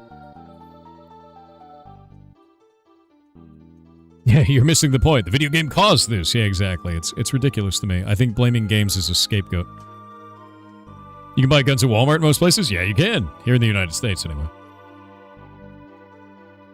You have to go through a lot of hoops to get. Civilians almost can never get them. So the fact that somebody got a firearm in the first place, and then obviously had some kind of mental health crisis, and then now they're blaming a video game because that person played that video game. I never agree with blaming media, blaming video games in some way. I always believe that things like this are a mental health related issue. I've never really changed my stance on that. I don't think I could change my stance on that. I think that when the government, any government, decides to go after video games or other media, instead of putting more money and investment into mental health, it is a scapegoat to appease people rather than to solve the problem. Because it's easier. Yeah, and usually cheaper.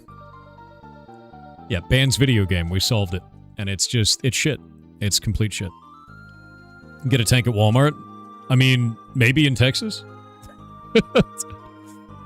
You know, maybe.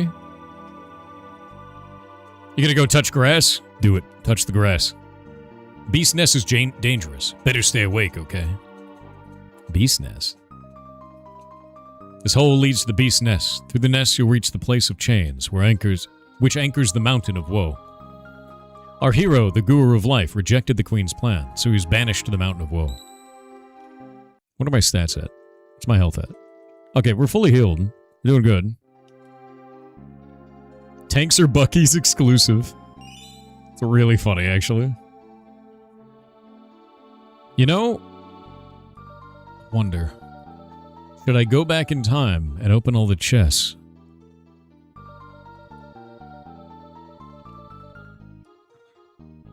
I feel like I might be progressing too fast right now. You know, I might go take the Wings of Time and shitty skip my way around to try and get to interesting timelines right now. That might be the right way to do this.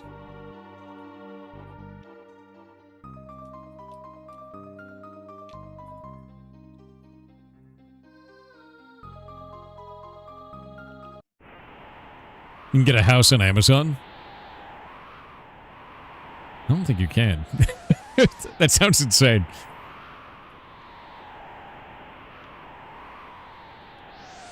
Let's go to the Middle Ages. We gotta save that dude's life.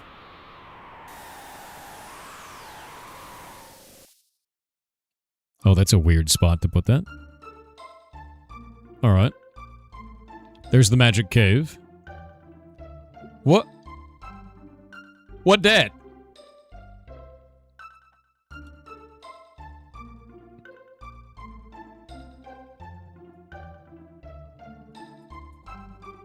You can buy a prefab home on Amazon. Oh. That's a good idea. I don't want to touch the hole. Oh. Oh.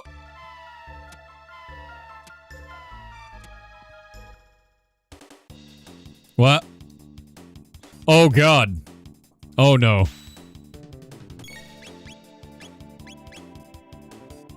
Get them all.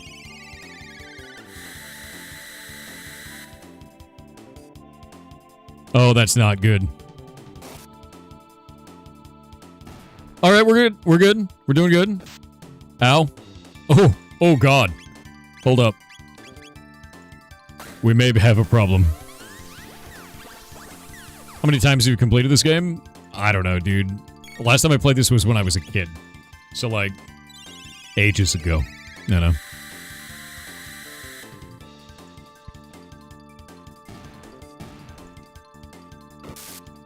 Ooh, that's gonna be good, yeah. Oh, not dead. Oh, that's the one that brings you to 1 HP, you big bastard. Oh, it didn't do it. Alright. Slashed. Nice. 1,452 XP, huh? That's kind of legit.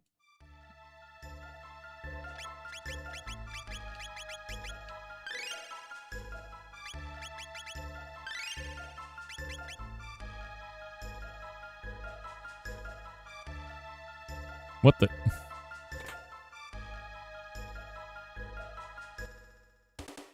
Oh my god, I have to do each one of these. Oh no! Probably a spin cut.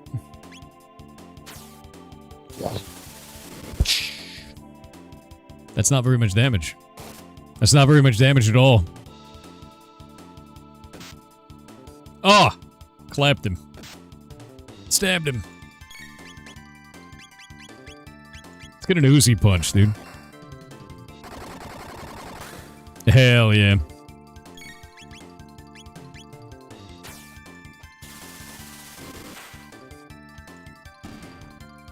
That's one done. Good hit. Aww.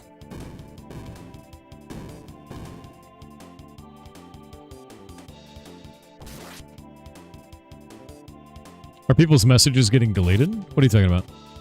Over in Kick? Oh, yeah, no, so Faye Viking, it's banning bots. There's bots coming in advertising, like, view-botting services and shit like that. I have a bunch of custom tooling that I wrote to just kill them. So they just die. And, like, that's it.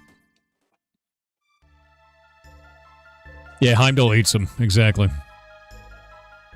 Heimdall's gonna be here. And he's gonna watch. And it's all gonna be just fine.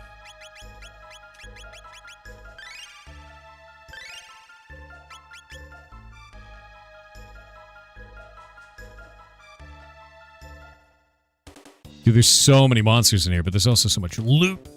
That's too many of those. Shit. Okay, let's do lightning 2. It hungers.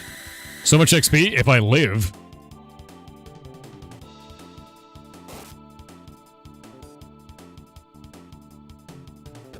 Oh, clapping him. Oh.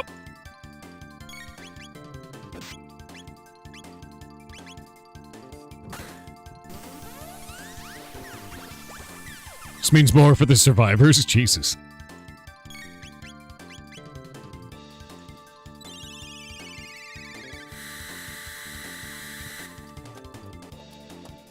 TTS time, by the way. We've got a lot of TTSs queued up. Cleft Den Twain on Twitch said, "Hello goblins and goblin lord.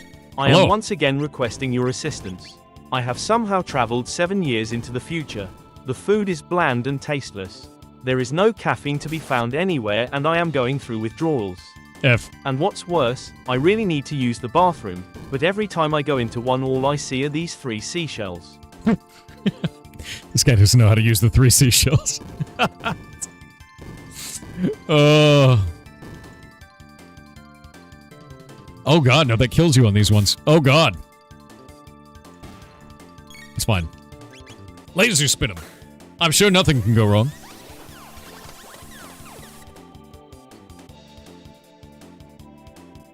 Oh dear. That should kill that one. Yeah, good. These guys have a ton of HP. It's actually really spooky. I can't believe Butts has fallen. Get him, Boots. Boots, Grok, and Butts. Amazing.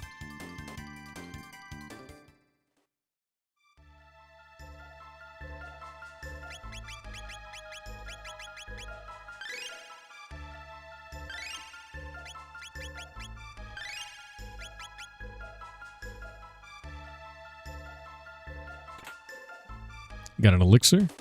What? What? Another set of 3. I gotta get out of here. Can we run? Come on, run, run, run. Run, damn it. Yeah, it's horrifying.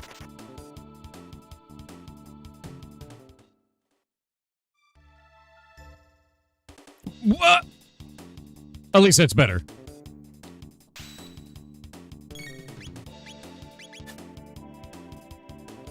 A miss. Nice hit. That's a good kill. Sand Cyclone. Jesus.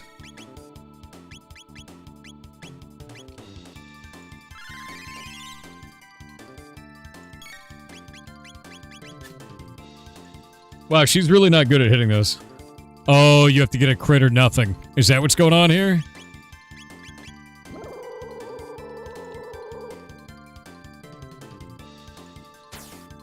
Come on. Oh. Oh, no, they just have very high evasion. All right.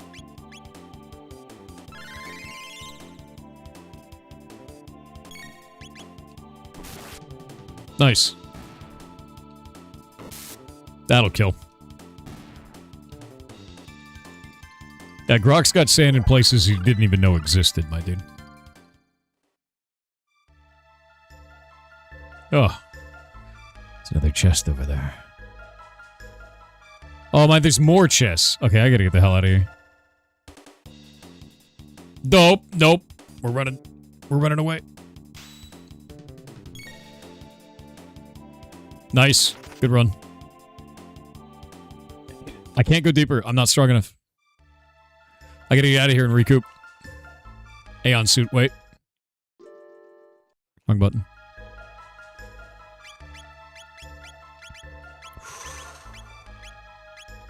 Pretty legit damage reduction, my dudes.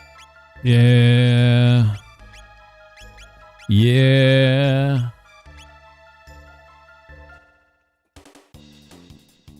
Okay, this is fun.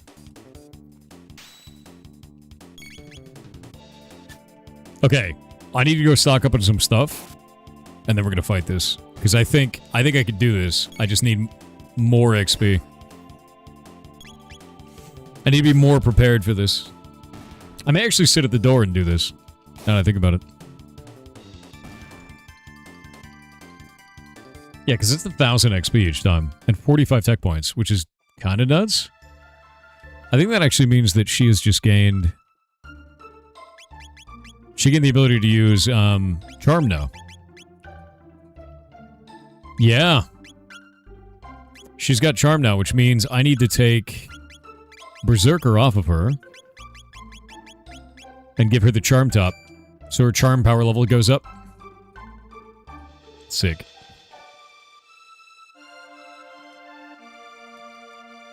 It's a nice thing is I can go in here and just do this.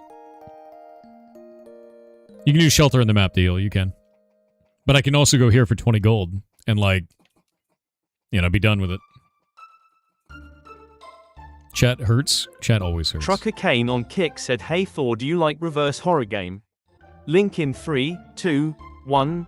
Ooh, oh sorry, I mean https://store.steampower.com/app/95349/carrion/. Carrion. Yeah, no, Carrion's awesome as shit. That's a really good game, dude. Dang, Gucci, how you been? Hope all is Gucci with you. Yeah, no, it's great. Hope you're having a wonderful day, man. Thanks for stopping by. The UV index where you live is currently sitting at 11. It's time to go underground. Hey, Viking Princess, I know you probably weren't a mole person before. I could be wrong, but I do believe it's time for you to become one, you know? So, be a mole person, go underground, because that's bullshit. The sun is a deadly laser, and it's focused directly on your home. Go underground. Underground. Immediately. Yeah. These enemies aren't letting up? No, these guys are badass. This place sucks. Alright, got it. Don't know how I just avoided all that.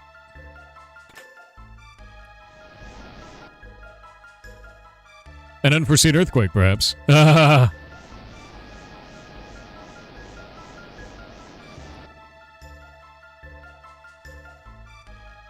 They make forests into desert. But monsters that travel underground are impossible to find. Dude, we just did this cutscene.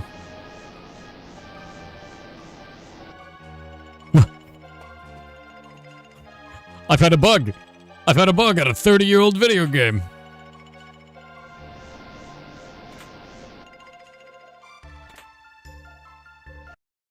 Oh. Oh, crap. It's seen me! Skeleton 2. Wait, I remember this. You have to kill the eyeball. Oh, shit.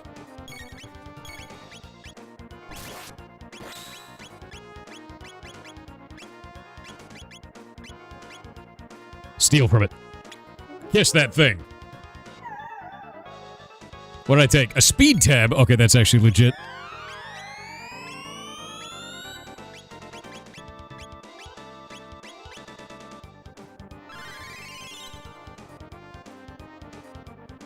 Wait, my boy. I know what you can do. We need Cyclone. Do it. Wow, that's not great.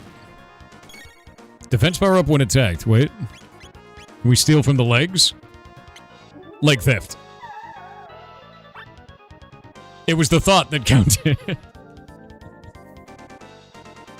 We love leg theft, you know?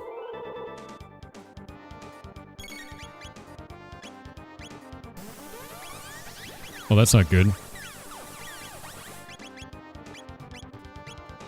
That's rough, actually.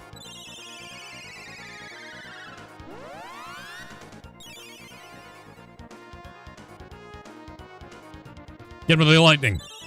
Maybe lightning will work. I don't remember if there's like a part of the body that is weak. Shit. Let's hit it with the Falcon hit on the head. Yeet. Oh no. Oh, that's bad.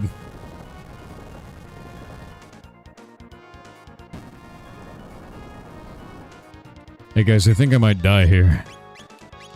I think I might die here.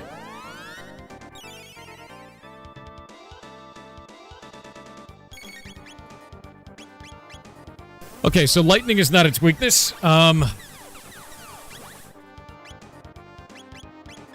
It's a skeleton, so shadow's not gonna work.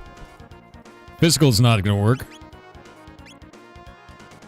Slash attack did nothing.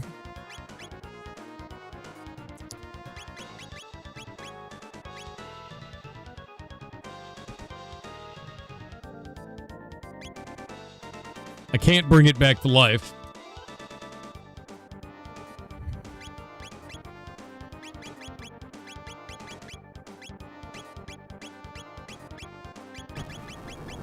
Shit. I'm gonna lose somebody here. We're taking way too much damage. Lapis. Maybe another Lapis? Stop. You bastard!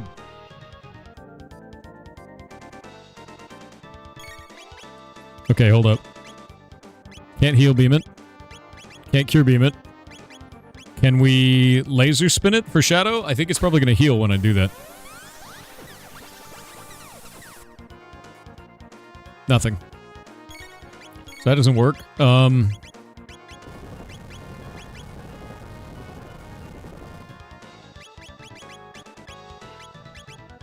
of this is working. I'm just going to die. I don't have Frog or Meryl on my team. I'm just dead. Can't run away? Yeah, we lose. Is this actually like an elemental locked enemy?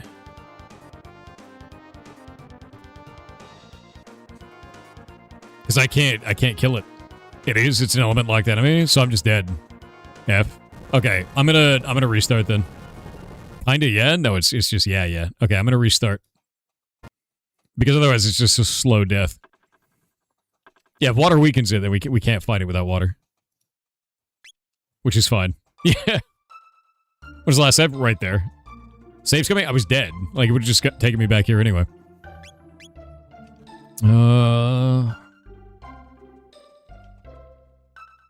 What if we can do... Let me do this. There we go.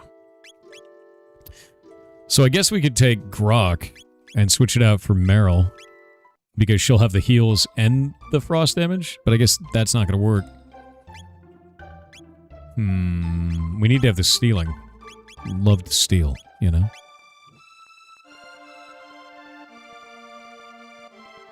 Yeah, save's coming. Exactly. It's so silly, dude. She's got the gold stud. If we can use water, maybe I could use... I have to bring boots. And the reason I have to bring boots is so that she can steal. Because she can steal a speed tab, which is like...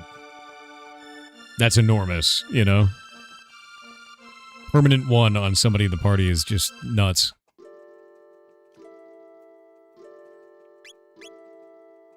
Meryl's our healer now. Does she have multi-heal?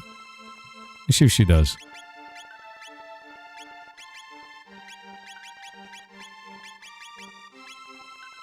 She just has heal 1 ally. Oh wait, there we go. She's got a some heal.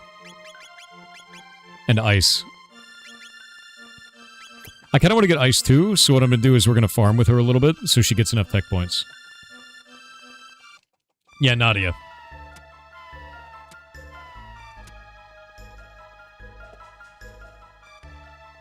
Troy What Tech on crazy-ass Kick boss. said I did it. I completed the remote artificial brain cells. Distributed them to all of chat. New cells distributed by follows and subs to your channel. Every artificial goblin brain cell serves as remote processing node and distributed hyperstate mesh. Splitting state evaluations across all connected nodes and recombining results each cycle. The original 7 brain cells are in the rig the network. Pulls its resources into a shared 7 teraflop compute fabric all of chat can use at any time. Too late to confiscate. Yo. That's fine. We've already poisoned those brain cells. Good luck.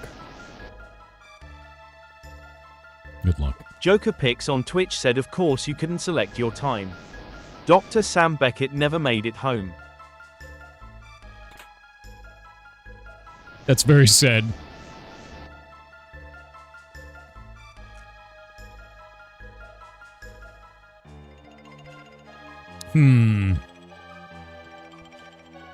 I'm not getting any other random battles anymore.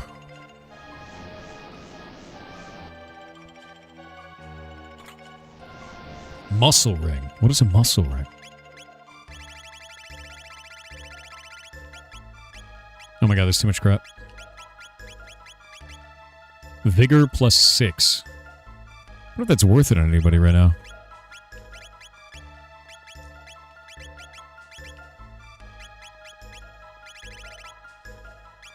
I mean, it brings up his defense by 6, but... You know?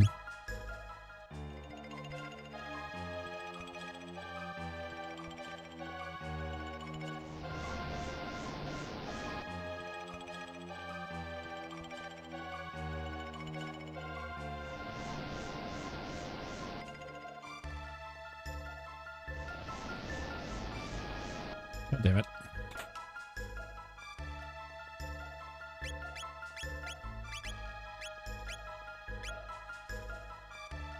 Her defense is only 98. That's 111 at least.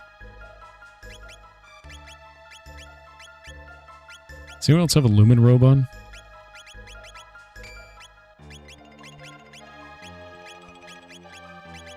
There we go. That's a little bit better.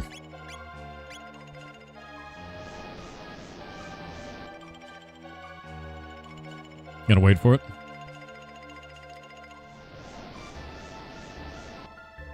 You think in this place battles aren't random?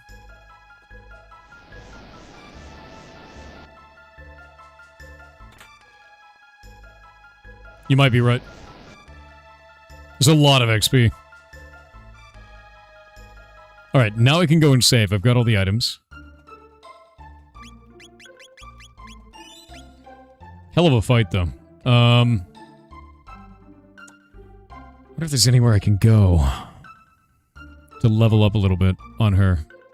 It's kind of a lot of XP. A lot of tech points, too. We could just risk it for the biscuit. Problem is she's our DPS and our healer. Which is, like, not the best. Right?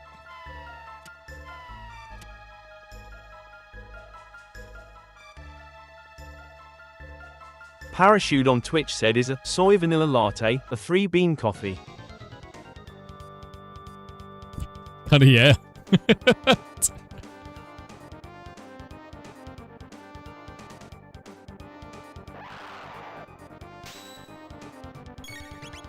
Wait. Why is her health so low? Wait, why is everybody's health so low?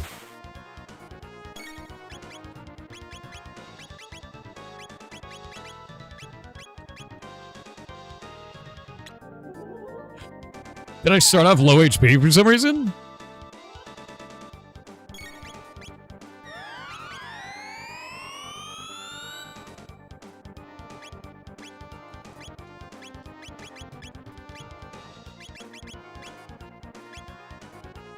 What did I do wrong? Every time the boss surfaces, it deals damage to the party? I'm just gonna die again. Are you kidding me? What a kick in the balls. What an insane kick in the balls.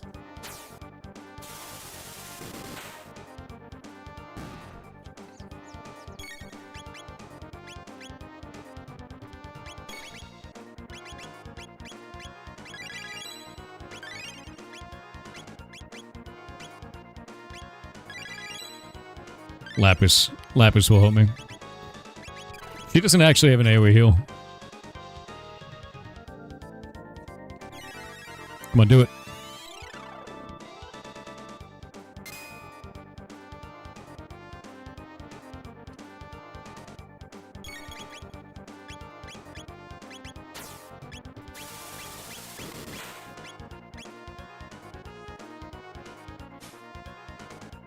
Whoop.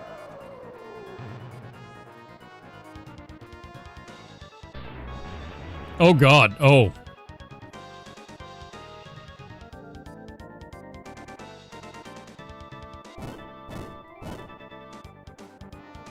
Legs shouldn't eat. That's not right. That ain't right. Legs shouldn't eat, chat. That's not... No. That ain't good.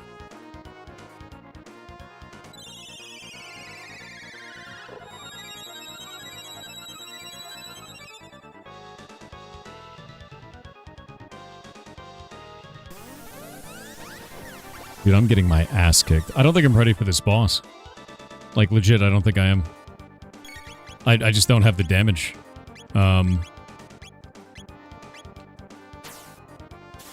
Yeah. It's just hitting so hard. Yeah, I'm gonna die. Legitimately one of the harder side bosses. Yeah. I've got the core mechanic, I just don't have the levels to execute on it, is the problem. I'm gonna wait on the ads.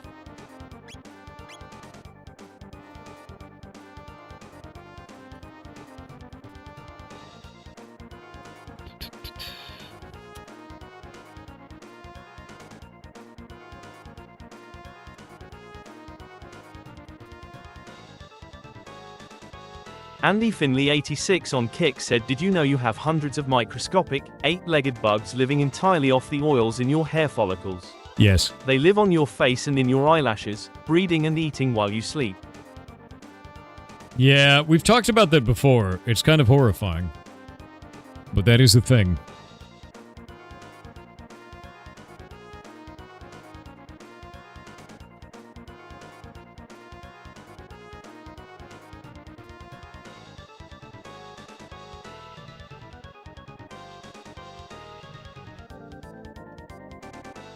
Yeah, face mites, dude, they're normal.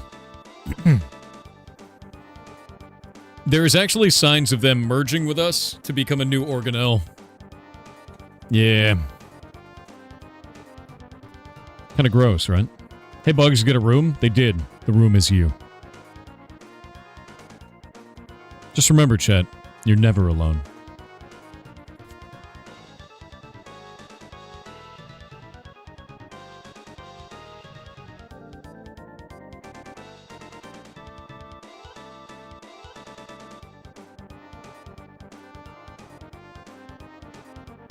Yes, I am, Bio. It's called an SN operator. Alright, ads are over. I'm doing enough damage. I don't have the defenses right now. Pants needs to have an AoE heal of some kind. Because otherwise it's just not doable. Yeah, I'm just getting wrecked. This is it. Let it happen.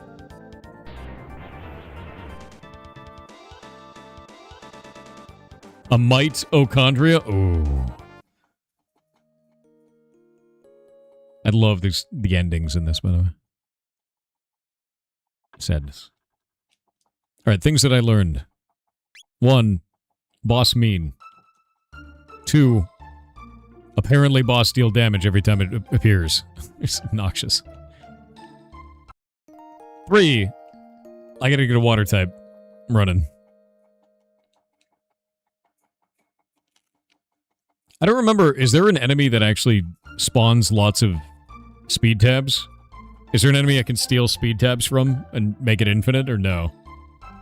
Is that one of the only guys you can get a speed tab off?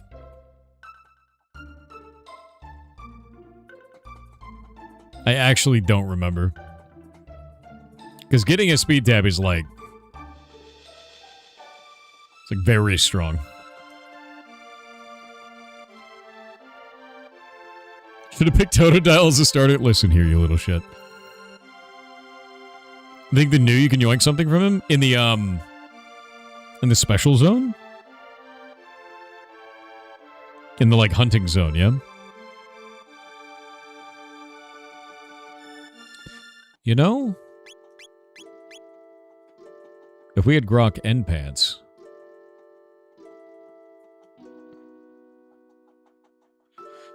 If we had Grok and Pants... Grok is running heals, Pants is running offensive magic, and Butts is running DPS.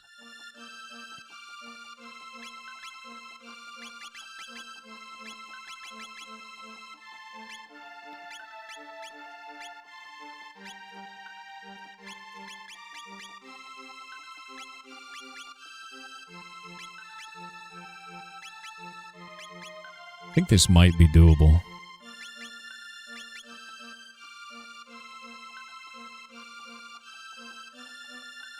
Yeah.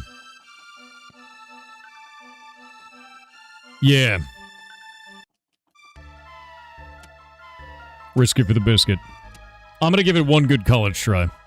We got this, dude.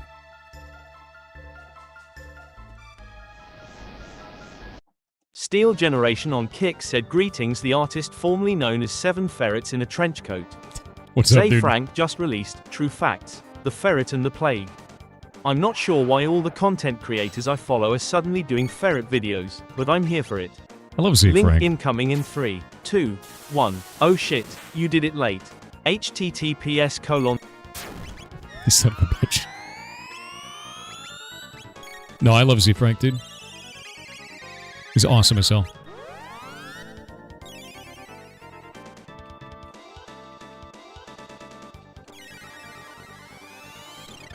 I'm gonna have to check that out.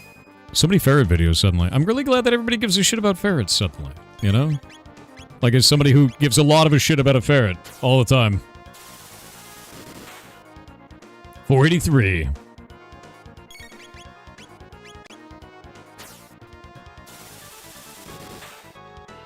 $900 something damage. Actually, idea. I understand this completely now. Hold up.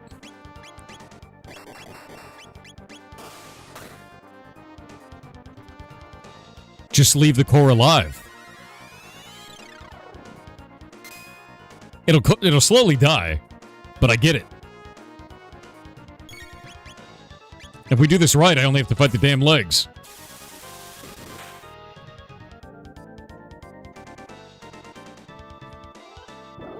The one mistake I made is I did damage to it in the beginning.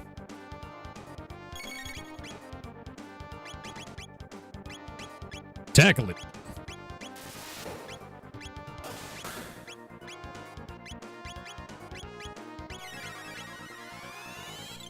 Lower its defense even more.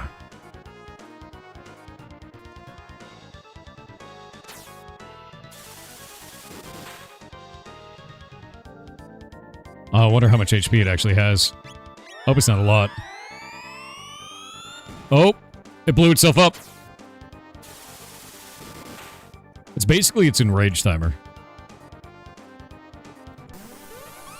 Pain.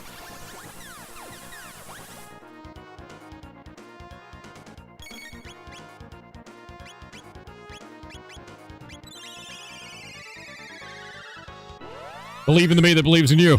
That believes in me. We got this. It's an HP boy. It is. Got the big healths.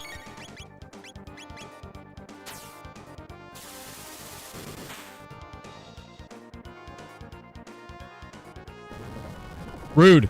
Rude. Who burps like that? Outrageous. Oh no! He's eating her. And then he's gonna eat me.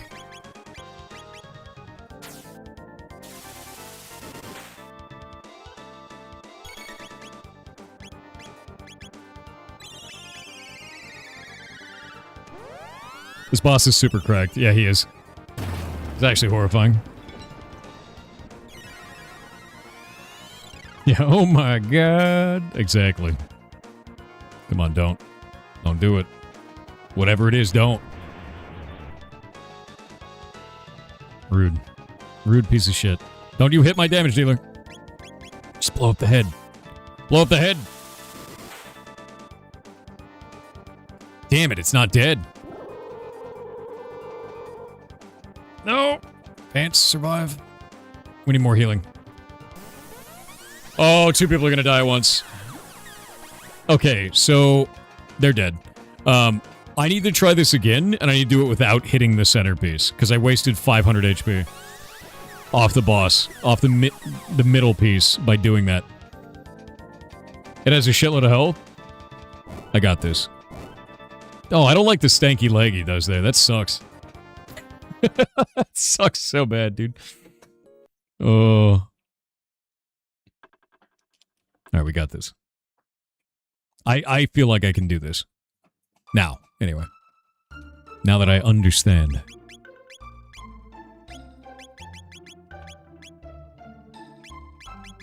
Wait, what? No, exchange the character. There we go.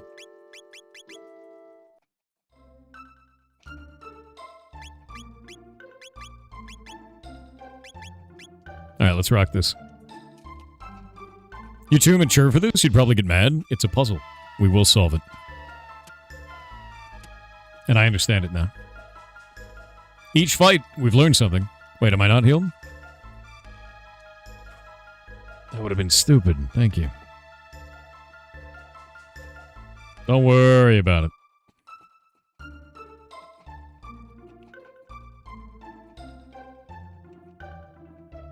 We learn, we grow, we evolve, we consume. The time of man ends. That's what you were going for, right? What?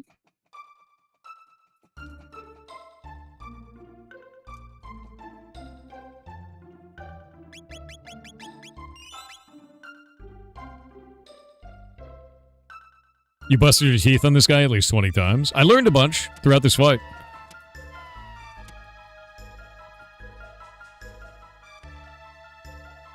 All you've been doing is giving me hints? No, Faye. I ignore you because you're giving me hints. That's why. That's no fun. Oh my god, he's being a bitch. Okay, he's done a bunch of damage to me now.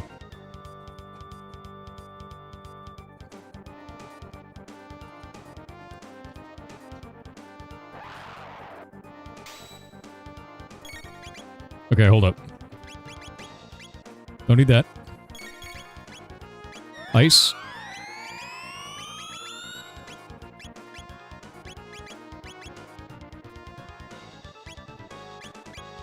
We gotta wait for the ice. Come on, do the ice. There we go. Uzi punch. Spin cut. Do the damage! Oh, that's big. Oh, that's big. My man. 1100 around.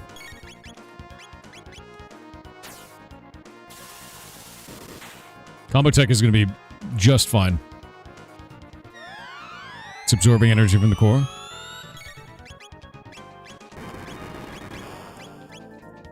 How much damage is that? Not very much. We got this. We got this. Oh, he's blind. Shit. Blind is not good.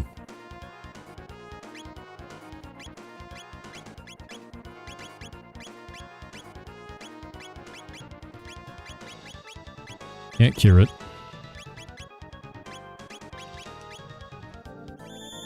Get rid of blind. Is that 200 damage? Nah, it's still 200 even in this form.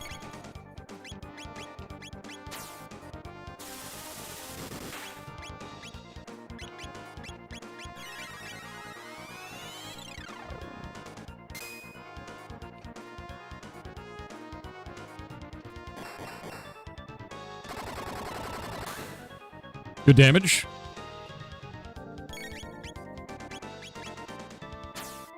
I'm gonna get Pants to use a Lapis this time, get everybody full.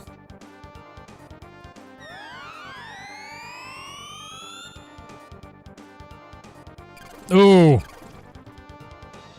Stinky.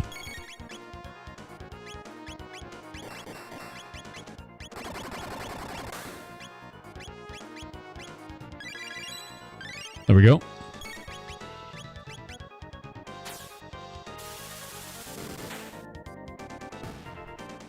Yeah! Oh, he's gross looking, isn't he?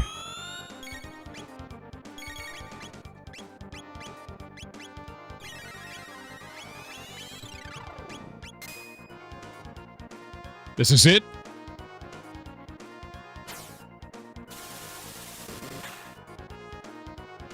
Time to work on the stanky legs, exactly.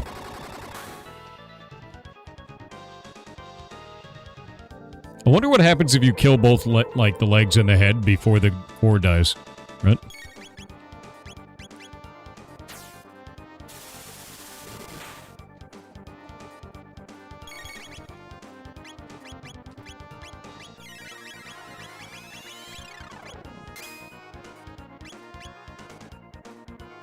Mid-ether.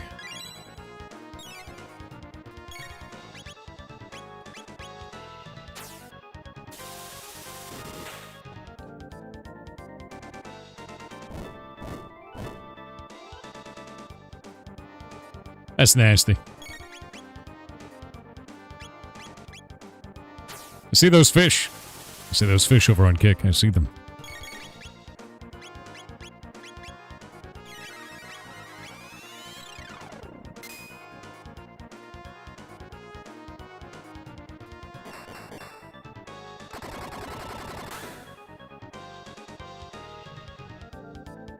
Oh no! Why did you have to go for her twice? You bastard. You actual bastard. Revive her. Obnoxious.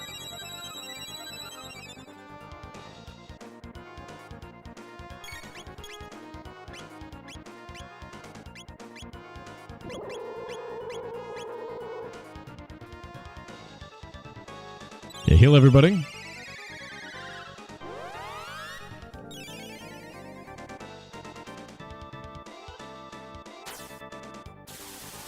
Come on. Not yet. I have a concern. I want to kill those. I'm going to kill the core before I kill the legs. I don't know what happens if I don't, and I'm a little afraid about it.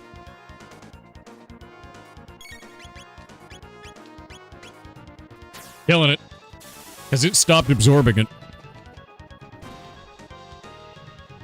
There we go. No science? I don't want that science. That seems like bad science.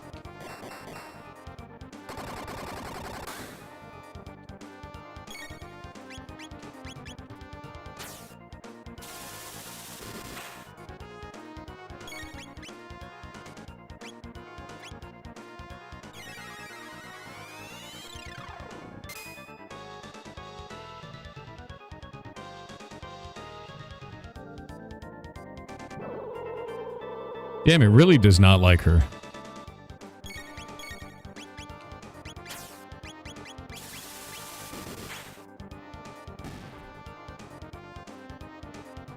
Are you not entertained? We did it!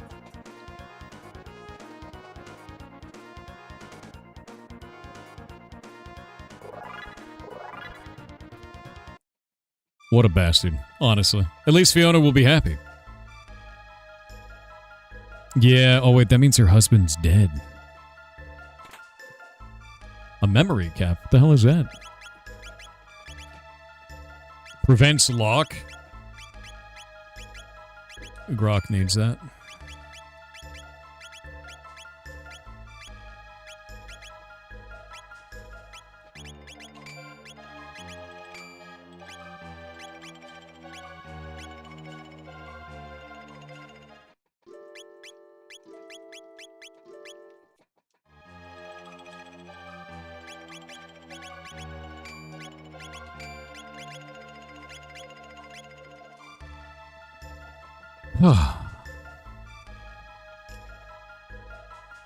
You think he's still alive?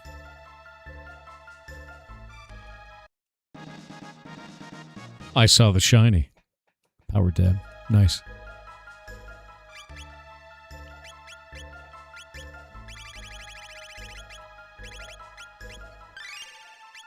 Even stronger. Alright, TTS then. VR 3D Grave on Mystified. Twitch with 300 bits said Yarcheer 300 Sire, my lord, the savior of Furts and the savourer of Furt milk, I read your shirt. Does this also mean you're the king of Goblin D's nuts? I joke, we all know you're like the Goblin King from Labyrinth, but a parody. A pair o' D's nuts. I mean, you guys did get me this shirt, so... It's so ridiculous, dude. I swear to God. Can't believe that I built a community like this.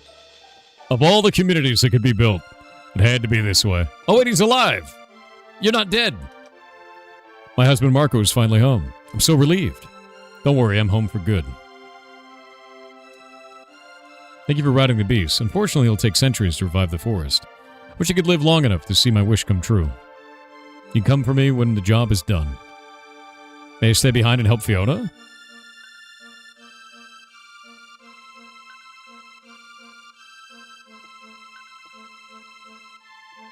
He's the only one that would survive the process. Oh my god, look at him. He's gone full Farmville, dude. Never thought I'd see the day. He's doing it. It's actually insane. He's traveling through time the long way. With Grok's help, it seems my dream may finally come true. How can I ever thank you? Oh no. She's got AI psychosis. Cut and Run, thank you for the 7 gifted subs. That is very nice of you. You're awesome. Thank you very much. Yeah.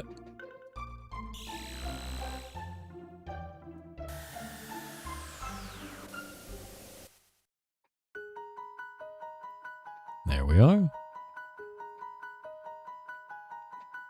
We changed the whole environment. Fiona's Shrine.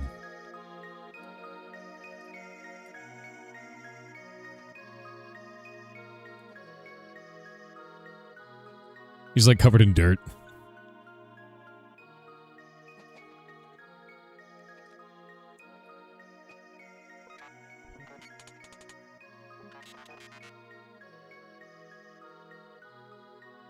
Systems reactivated. Where am I?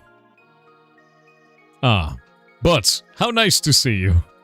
For you it was a quick hop, but for me, 400 long years have passed. The effort was worth it. The forest has grown back. Now let us celebrate our 400th year reunion. 400 years. Yeah, immediately Lucas going over there and like repairing him. After 400 years of experience, I've come to think that Lavos may not be responsible for the gates. What do you mean? I've come to think that someone or something wanted us to see all this. The different events over time that we have witnessed. It is almost as if some entity wanted to relive its past. Boots know, when people die, elders say, see whole life pass by. Almost like it was some sort of developer. Could it be? 'Tis true that mortals do relive most of their profound memories before death claimeth them. Yet those memories, most often, are sad ones. Thinking things like, if only I had done this, or I shouldn't have done that, triggers unpleasant old memories. Will that happen when our time comes? Probably. Who knows? Is there a point in time you'd want to return to, Dumpy? Great name. No, not really. I'm sorry. Was that something I shouldn't have asked? That's okay. It's just something I don't like to think about too much. Lavos playeth an integral role in the fortunes of this entity. It is unknown whose memories these are. It may be something beyond our comprehension. Our journey may come to an end when we finally discover the identity of the entity. Shall we turn in for the night? Every time you say Lavos, I think of Warframe. Big fire. Big fire. Oh, here we go.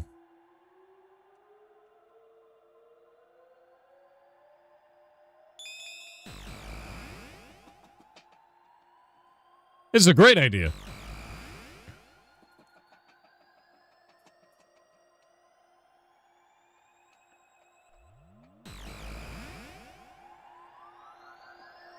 Did I make it back to that moment? 6/24/990 AD. Dad promised to go hiking with me, but blew me off again, due to his work. I hate science. I loathe it.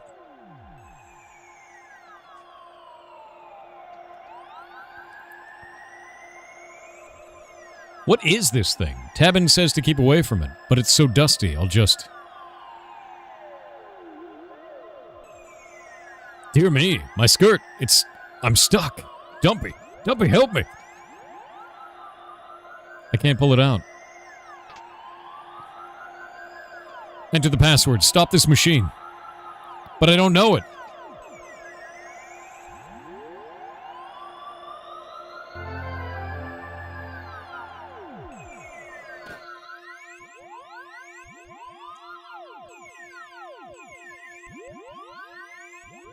Enter password.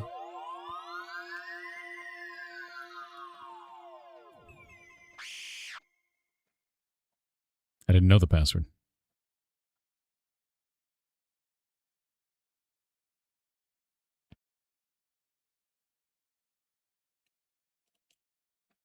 If only I knew more about the machines, then my mom would still be okay. If only I... Wish I hadn't heard what the doctor told Dan. Mom's leg's there. Thank you, Slowduke, for the 5 gifted subs, by the way.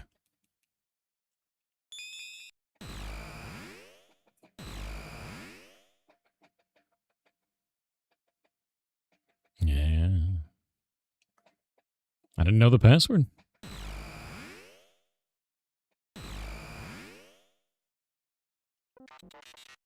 I'll give you my legs. They're lightweight and well balanced.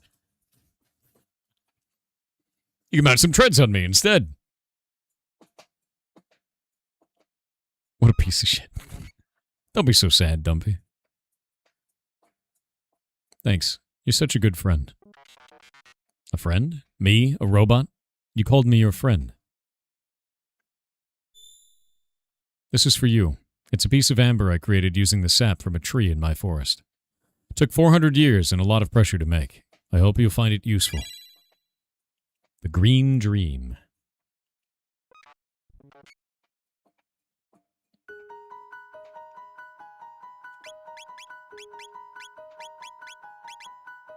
One-time auto-reanimate.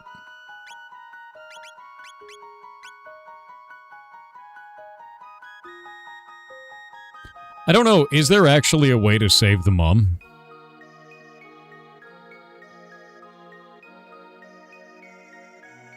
Is there? You can save her? I don't know the password. I never saved the mom, no. I had no idea.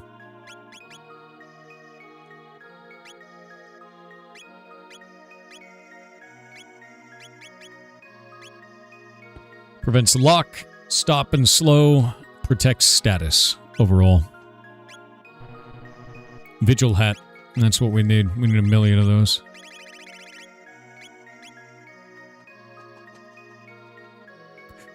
What happens if you have the Berserker ring and the Vigil hat?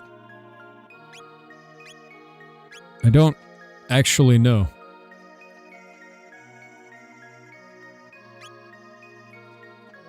Redo it and put the password? I don't know the password. There's a paper in the kitchen with the password. Is there?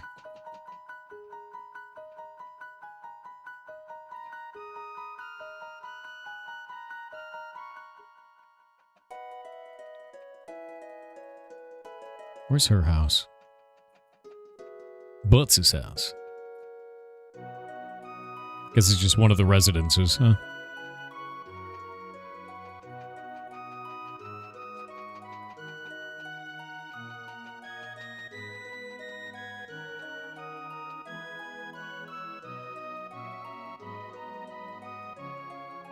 No.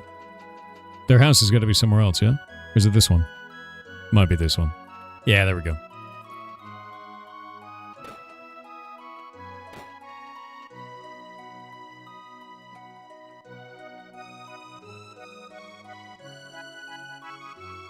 Dumpy and Tabin only care about their silly toys. That's why. Oh, you're just in time. Wait, another Tabin suit?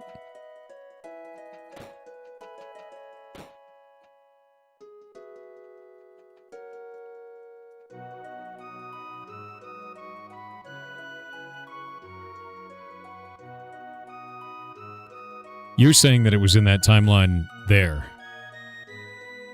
Oh, this is the suit. Yeah, you're right. That is baller. All right. So, do you guys want me to go back and do it again and save the mom, or leave it the way that it is? You want me to? All right.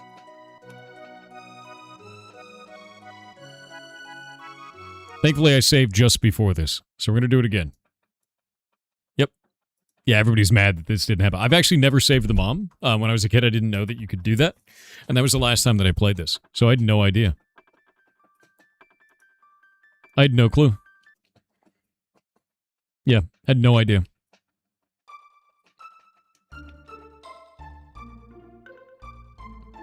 Waiting on the ads. I'll take us to the future and then wait on the ads. You never knew you could save the mom? Save the mom? Me either. I had no idea.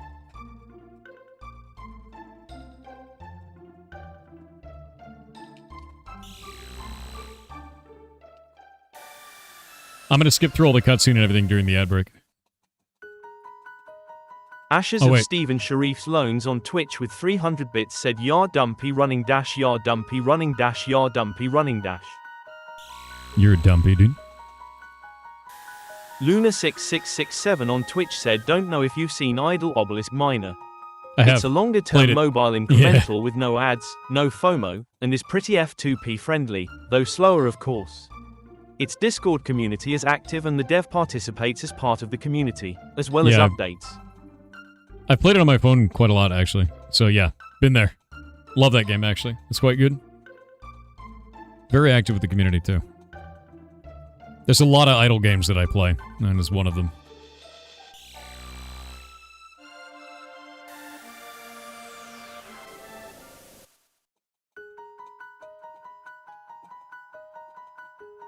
Ashes of Stephen Sharif's loans on Twitch with 300 bits said little fun fact. Old school RuneScape used to have exhaustion stat. The longer you played the less XP you'd get as your character got tired. They had hotels where your character could sleep and rest. One's still around and still works. Really? No shit.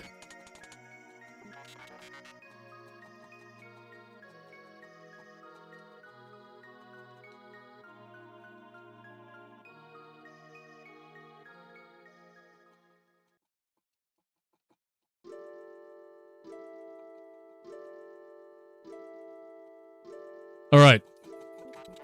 I have reset the save, as chat demanded. When I was a kid, I never saved the mom. I didn't know you could. So I had no idea. None.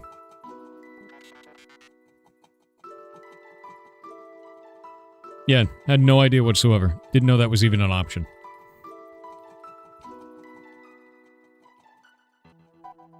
So chat has told me to go do it. So this will be a totally new experience for me. You said that the note is in the kitchen, right?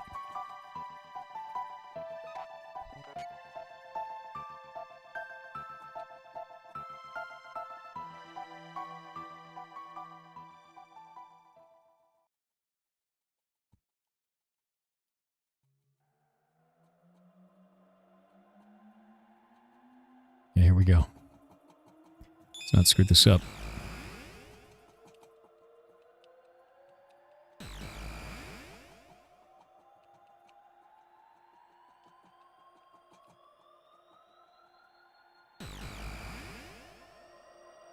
I'm just going to go straight down there.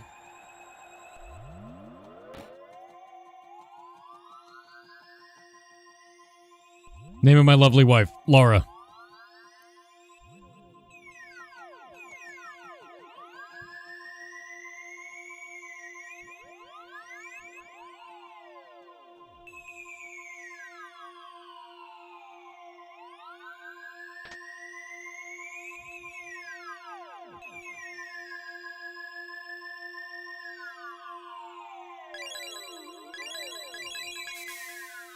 Got it. You press it left bumper, A, and then right bumper and A. That's actually a really awesome way to do it. I've never done this.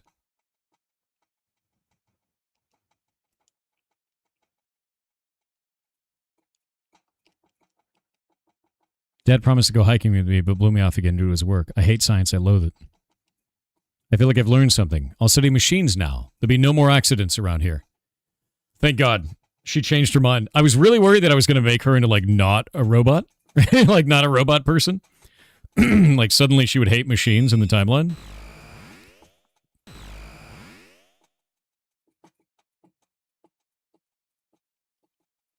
I've never done that.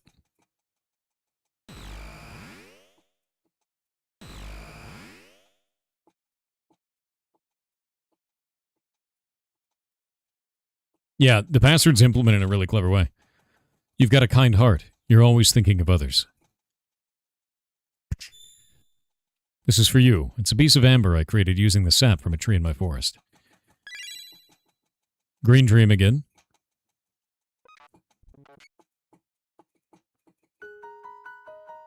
Okay, so we saved the mom. I legit never knew you could do that. I had no idea. Yeah, you always get green dream. Nothing changed there. That's so freaking... Thank you guys for telling me that. I had no idea. You're just in time. Tapping suit. It's my finest work. The ultimate in defense for my daughter. Tapping helm.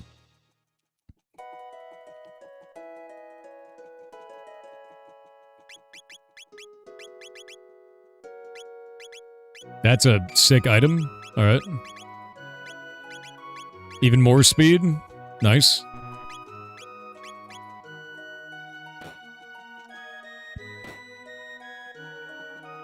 Let's go talk to the mom, yeah? Oh!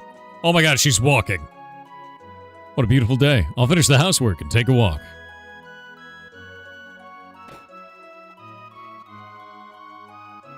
Whoa. You know, maybe time travel ain't all that bad. The good ending. I had no clue that was even an option.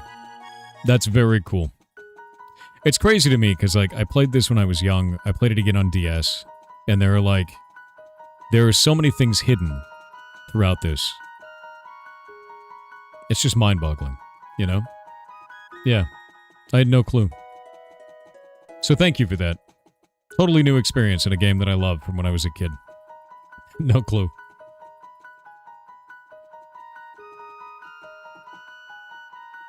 And missable. Can't undo that one, yeah.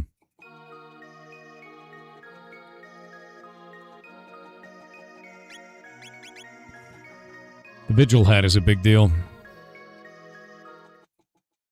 Squaresoft did wonders? Yeah, they did.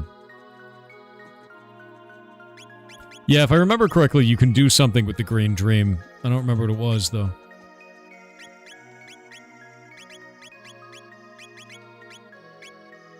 You, like, turned it into a thing.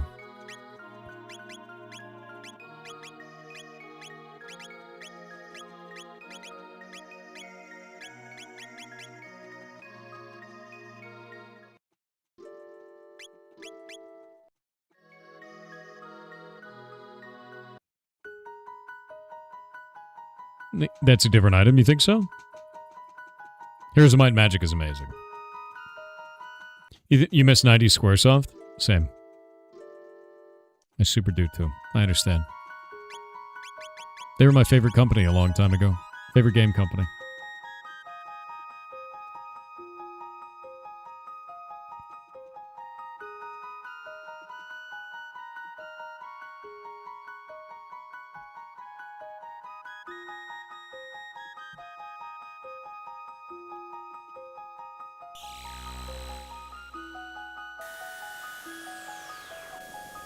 It's once per battle, not one and done? Are you kidding me?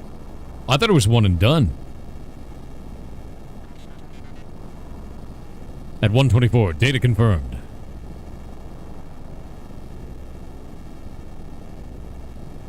Lavos.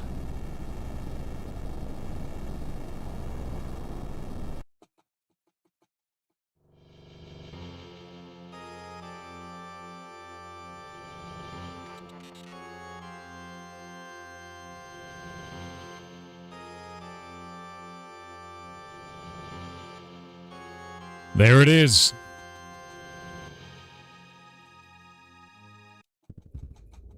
We're leaving for now. Is he just a giant tick? Yes. We're leaving for now.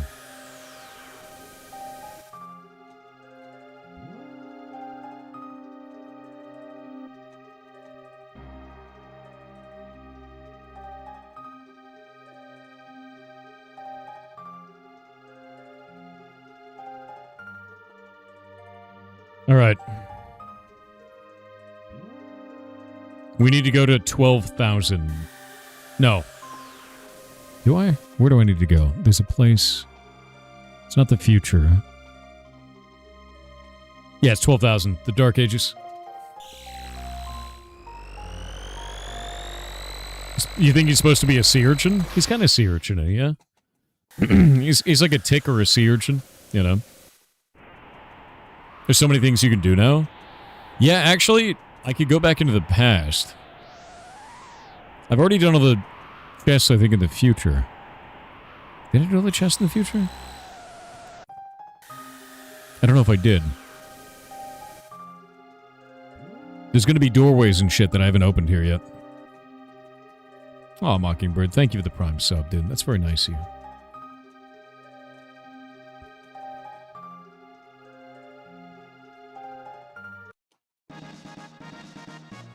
Random magic tab, love it. You know what a true run requires?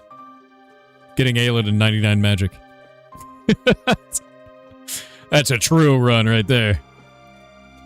Can't even use magic. This is the way.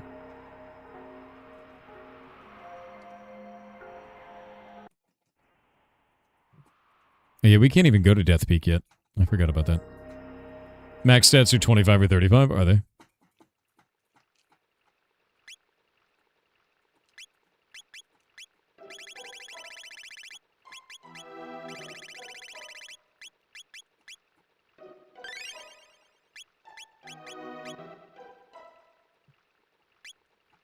He's got 26.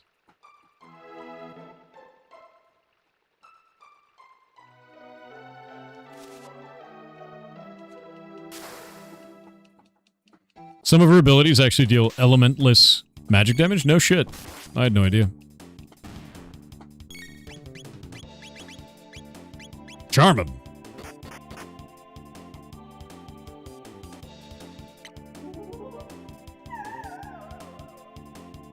One ether.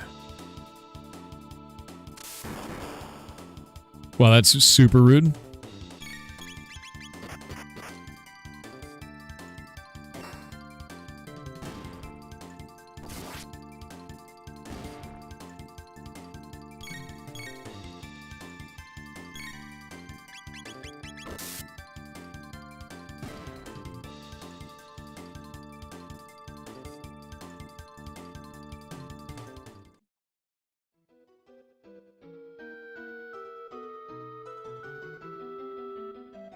Yeah, they're like eggs, dude. They're really creepy.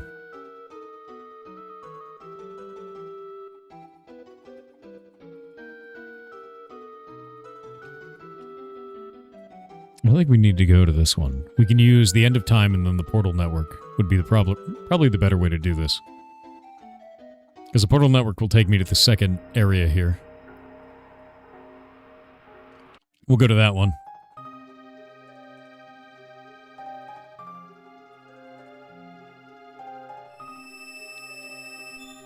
Yeah.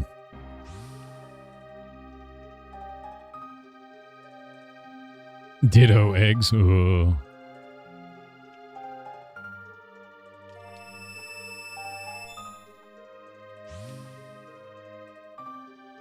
Should go to 2 days before the day after tomorrow. Already there.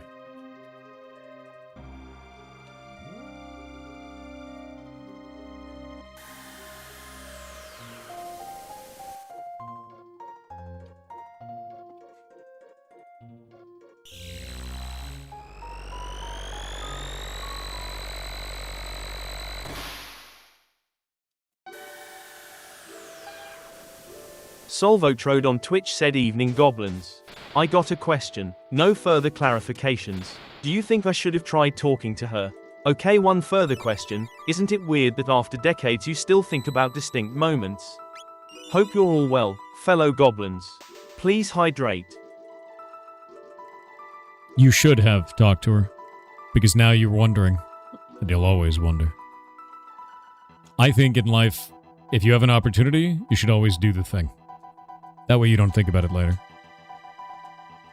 Always try. Is the music overlaying?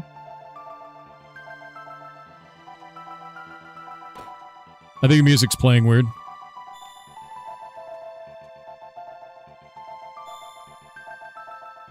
Yeah. We've seen that a couple of times in this zone. I wonder if it is a bug with the operator. If that makes sense. Yeah, Karma, did you play it on the operator as well?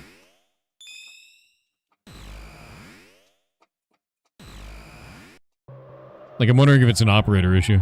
Nope, OG hardware? Okay. Yeah, we've seen a couple of other weird ones. Like, if you enter the zone from, like, a certain portal, it may mess up the instrument as well. And you're on full OG hardware. That's interesting.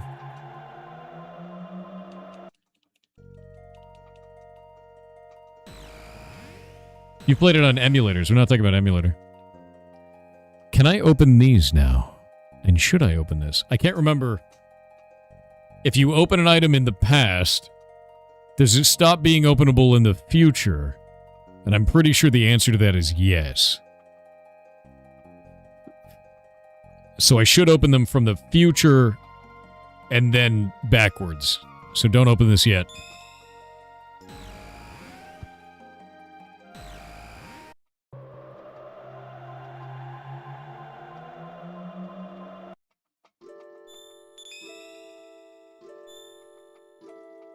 Is it really important? Oh. So we need to go to 1000 AD because those items aren't going to exist in the future. They don't exist in 2300.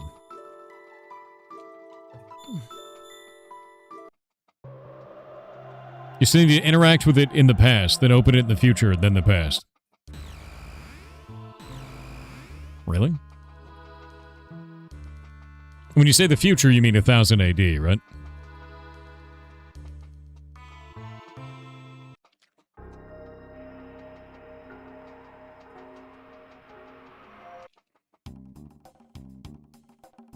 I think there was a door in here.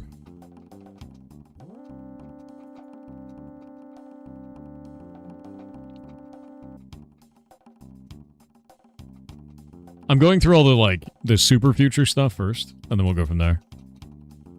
Your door in here? God damn. You got me. How am I ever going to recover? This is it, chat. It's over for me.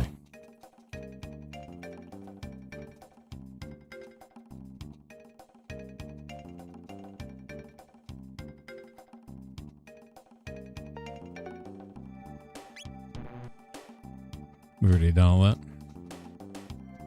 Yeet.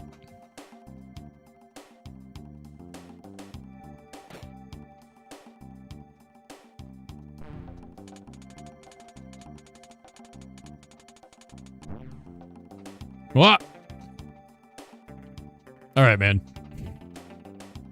Ridiculous.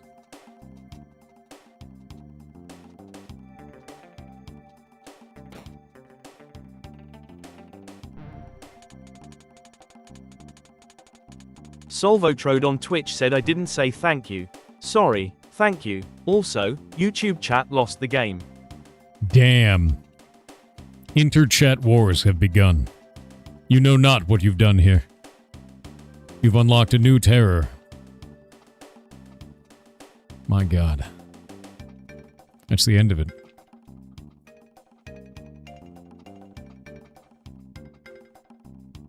Nope, never got this one. An ether, huh?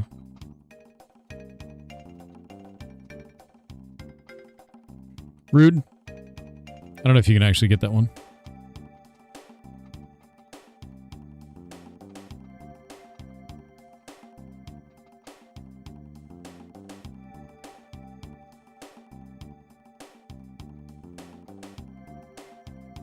So, I want to let you know, Bowser the Wall, by pointing an arrow at yourself and the chat to the right, you've called both them and yourself stupid. Unfortunate. Yes, okay. As long as that was the intention, you know.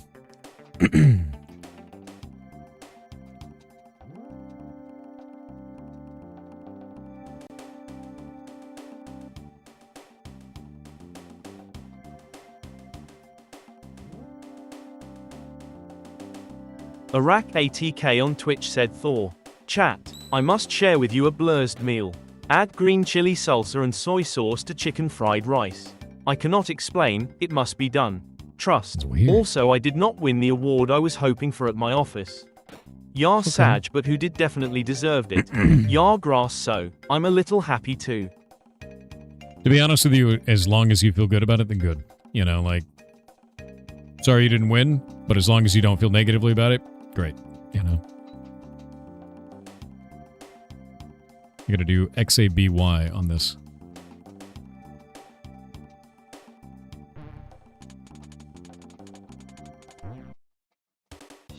What? Wait. It did it again? Alright. Oh, dude, I can slap the shit out of these now. Or not. Never mind.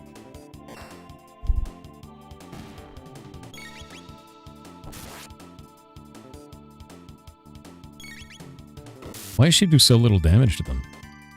That's weird. It might be because he has the demon blood. And they're magic. But...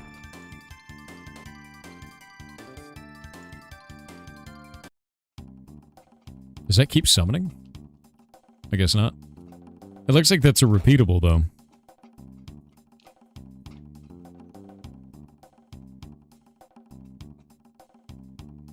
When's Heartbound coming out? Heartbound's already been out in early access. I update it every month. If you go and look at the Steam page, you can see all the announcements on that. I've been doing that for well over a year. So if you're interested in the game in any way, man, just go check out the Steam page. And next update comes out in like 3 days. So...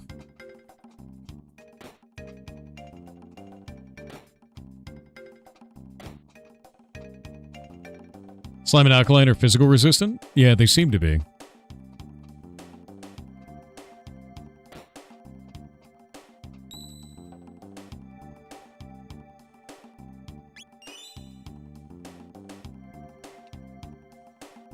You have an actual timeline when you expect the story to be fully complete? Nope, I do not.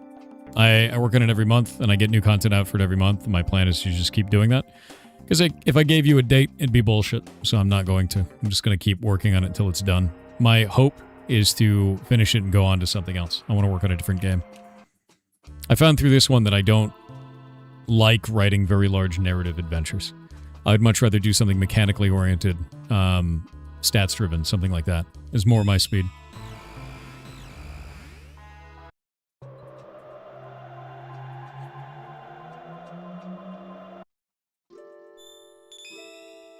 Alright.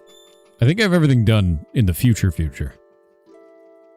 I'm gonna go to Guardia Forest in 1000 AD. Talk to it there. But yeah, no, I work on it every day. And when it's finished, it'll be finished. And I can move on to something else. I'm quite happy with it, where it is now. So I got a power ring in 1000 AD. And now I'm going to go back to 600 AD. I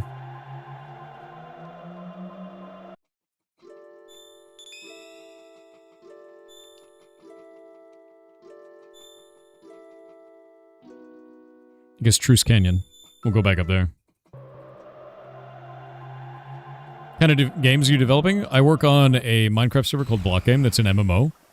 And the community really quite like that. And I also work on Heartbound, which is an RPG.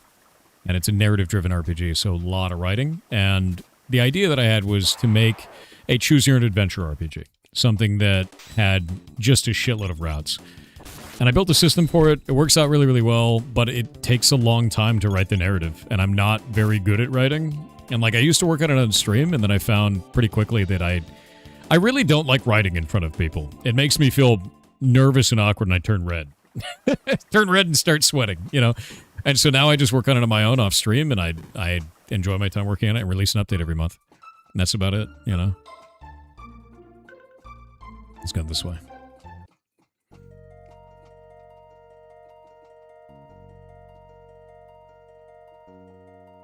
If that's on 3D game dev in C++, what are you building, right? Oh.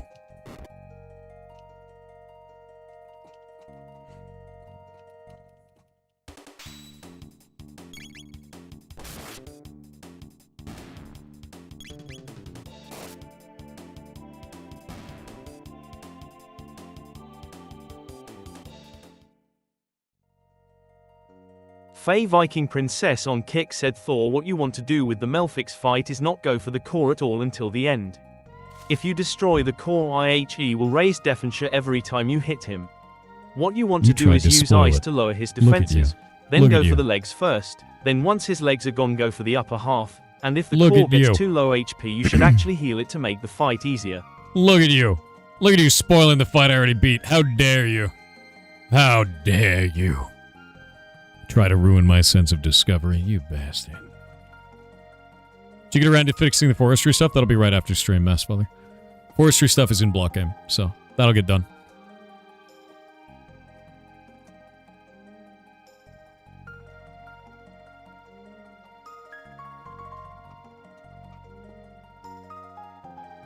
Alright.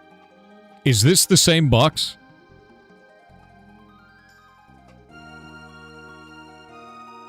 You were playing it like those mobile game ads? No, I was solving the puzzle, man. You lied to me, it was a speed tab. It's not the same one. Last one was a power ring. Chat lied. Chat lied. I was trying to cheat time. Chat lied to me. Can't even cheat time. They changed based on the age, so it was the same chest. But by getting it in the year 1000, I can also get it in the year 600, is what you're saying.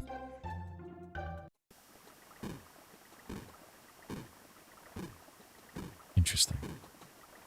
Oh, dude, no, the Tornado clip is hilarious, dude. I blush like crazy. I'm so white, and like the moment any blood moves anywhere in my body, it's bright red. You can see all of it. How far have you gotten in the game so far? I have the Wings of Time, but they're wingless. I'm gonna go back to my time.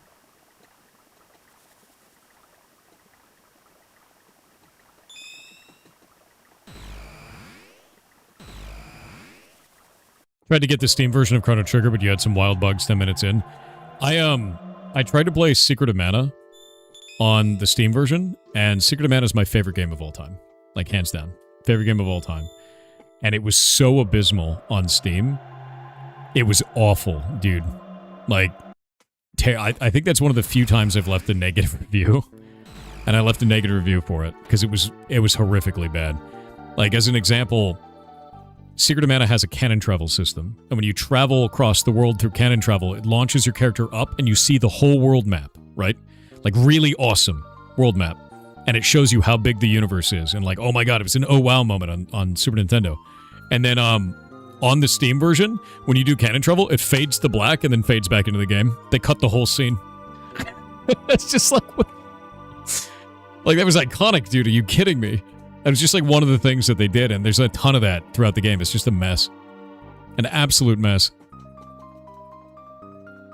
It pissed me off like you wouldn't believe. I was like, I'm never playing this again. I'm out. It also crashed like 5 times in a 6-hour stream. So it was a mess, dude. Like a mess. Your original Secret Man on the Switch?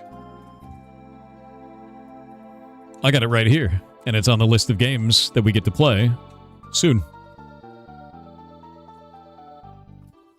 Yeah. I love Secret of Mana, dude. It is my favorite game of all time. It is the reason that I make games today. You can get those veins clipped? No more red face? Bro. What? What do you mean get those veins clipped? I don't want to get, like, surgery to stop blushing, dude. Like, what?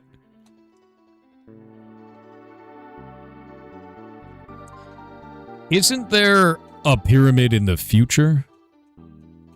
Can I turn off the pyramid in the future to turn it off in the past? Later? And get more things? Yeah, that's some looks maxing brain shit. Let me tell you this right now. It's natural to blush and look like a dork ass. You don't need to get rid of that. You started Secret of Mana but never finished. Chrono Trigger's your favorite game, you think? Secret of Mana's mine. Hands down. Secret of Evermore is a big deal for me, too. In fact, that's why Heartbound has a dog. Right?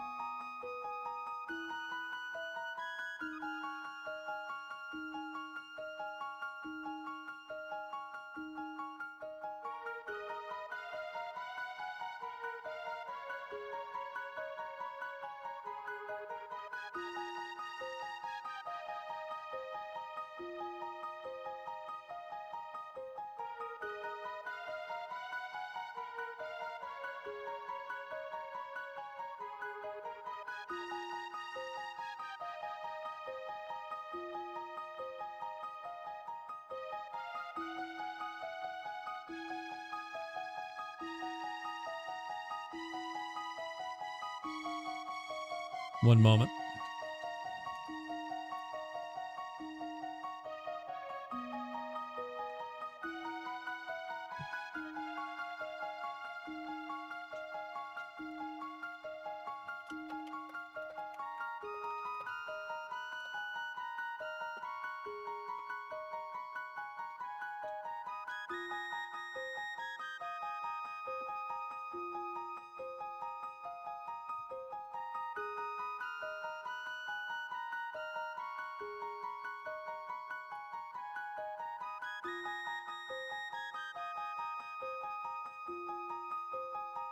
Pocket of Shay, we've got a rescue case. Give me a minute.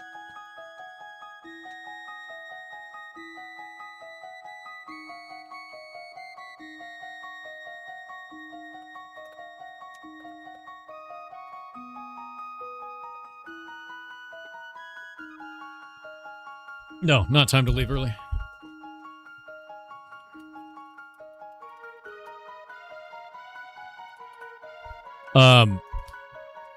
Wednesday, July 1st, I will not be streaming. We're going to be picking up a ferret that is a rescue case. They're Wardenberg ferret, so like mouse or pickle.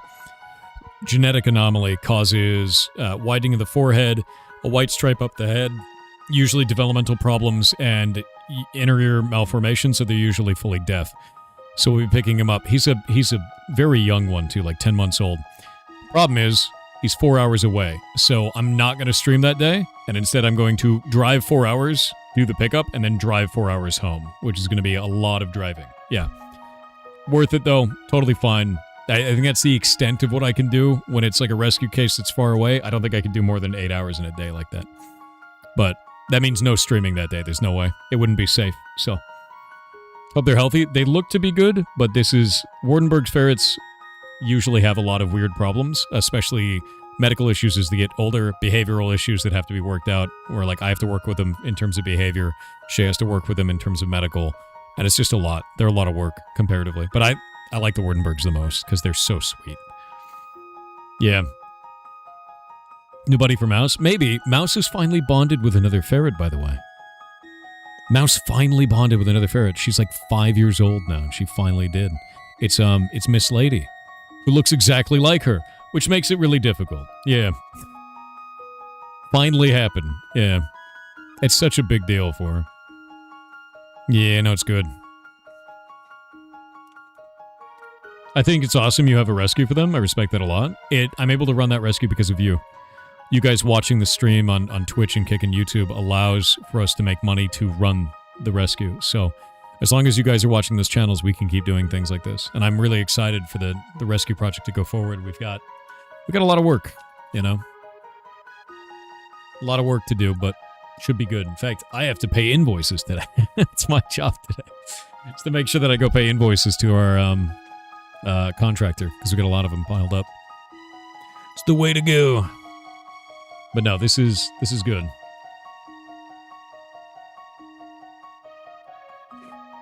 Oh, man. 8-hour drive, dude. How many ferrets are you planning on to be able to house? We can house them in... Ooh. Do we want to open it? We can house up to 150 in the rescue building. Up to 150. So, it's going to be a lot. Holy moly. Nightmare of Soul, thank you for the 10 gifted subs, my dude.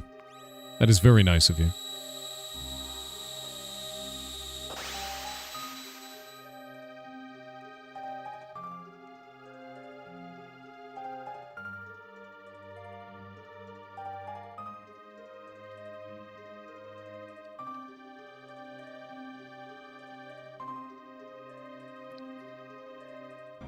Do I want to take these? Or do I want to leave them and go to another time?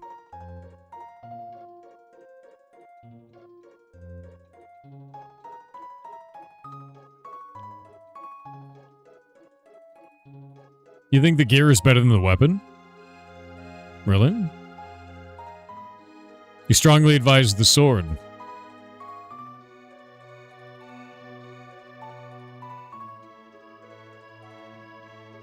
We didn't touch it in the past. If I leave, will I miss out?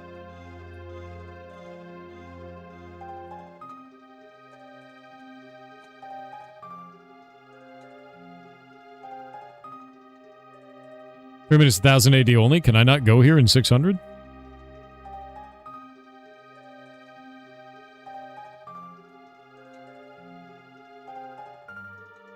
No time scumming? Damn. Do I want the sword or the gear?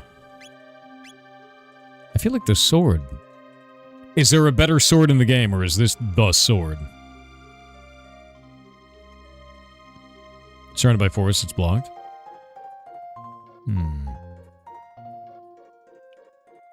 You went with the gear on the left? There are better swords. If there's better swords. Sounds like the best mission in the world. It's one that I'm able to do because of you. So, thank you for watching. Longest drive you ever done was 13 hours, Berlin to London. I went from Southern California to Washington State in one go. It's enormous. There are much better swords. But the sword is busted? Okay. I'm going to look up the two items because I actually want to see what they are. Because I don't remember doing this when I was young either. Trigger, chrono trigger, and then pyramid items? Pyramid chess? Okay, it auto-completed a chess.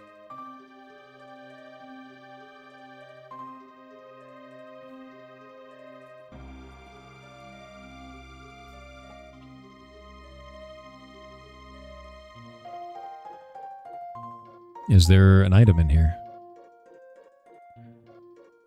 A swallow, which is a katana for chrono. What is that? It has speed plus 3, so I'd be wasting 2 of the speed already. 145 attack is nuts. What? Guardian helm.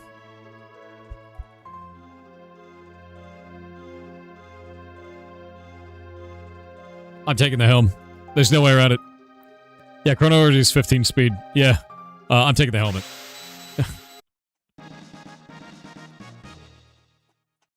Yeah, no, that's crazy, dude.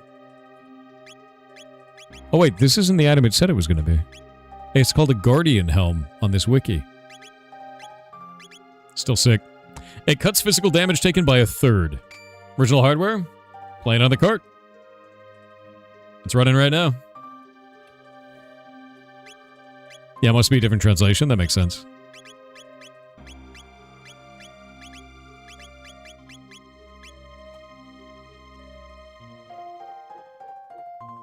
Yeah, definitely the armor, because Chrono Speed Max means whatever, you know? Yeah, the wiki debated me, but that's fine. Are there items in here? Okay, so you said touch... Open it in the future, then touch it in the past? Is that what you're saying? Because somebody said you have to touch it, but I don't know what they mean, because the moment you touch it, you open it. So, like what?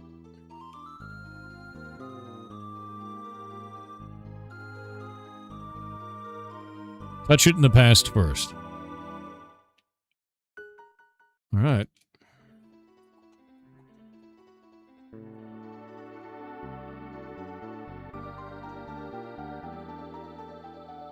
If you interact with it in the past first, it'll ask if you want to open it. But if you open it in the future, it doesn't ask. Is that what you're saying? Do I need to touch it in the past? Or no?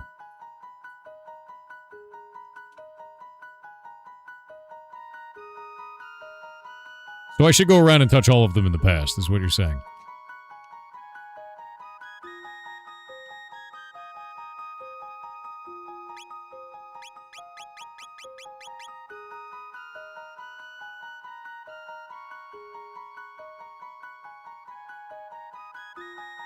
Touching in the past will make the item in 1000 AD will be better than it otherwise would be. What? Are there any that if I touch them in the past, it stops them from, or it immediately opens it and then ruins it in the future, or no? Oh. Frog. You getting your picture taken today, Mr. Man? Yes, you are. Don't steal that. Look at this. Oh, he's like, I want to leave. You trying to escape? You trying to escape? Yes, you are. Look at this. Look at him. He's got a tiny little tail. Tiny little tail because his mom ate it. Give me that one. Mr. Toad, you have a long tail because your mom didn't eat your tail. Huh. Hello. Hello. You gonna tear up my wrists? Yeah, you are. Don't steal that. Don't steal it. He's trying to get me. Here, take this. I bet they're gonna get dressed up as Tweedledee and Tweedledums. What? I bet they're gonna get dressed up as Tweedledee and Tweedledums. They're very Tweedledee and Tweedledum, so that would work. Yeah. His mom ate his tail, dude. Ate it. Terrifying. They keep nibbling at the mic. They try to steal it. It immediately opens at 600D, means there's no 1000 AD equivalent, and it's fine. Okay. Why did she eat her baby's tail? So, mama ferrets, when they are grooming their little baby ferrets, the baby ferrets are like this big. They're jelly beans. And so they lick the baby ferret to clean them, and sometimes they lick a little bit too hard, and the tail comes right off, and they eat it. And that's it. It's kind of horrifying, but what are you going to do? Yeah. Gubbins, I haven't worked there in a decade, man. If you want to know my work history, if you're that interested, go to exclamation point jobs.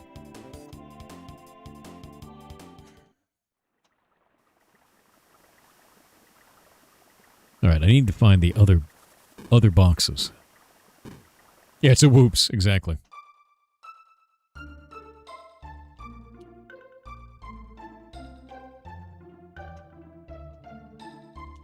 Big lizard. Why you like this, dude?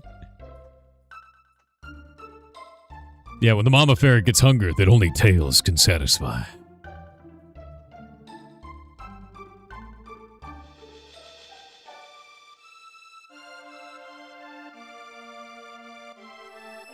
Oh. No. So that one I don't want to open in this time. I want to activate it and then go to the future, right?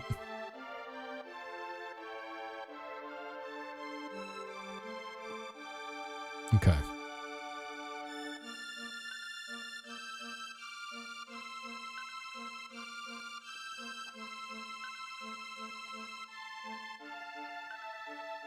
What's the weird scan lines? You mean this? Those aren't scan lines. That's fog in the game. Yeah.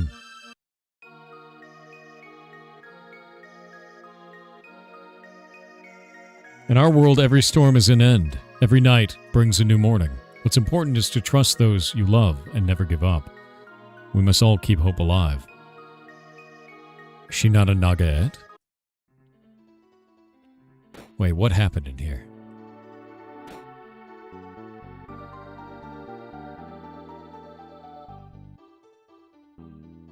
No, something changed.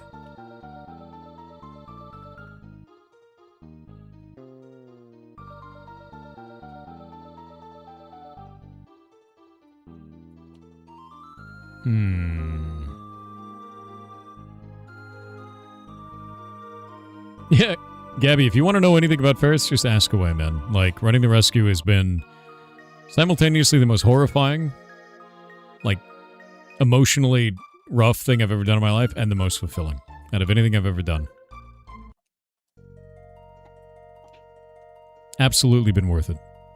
Hands down.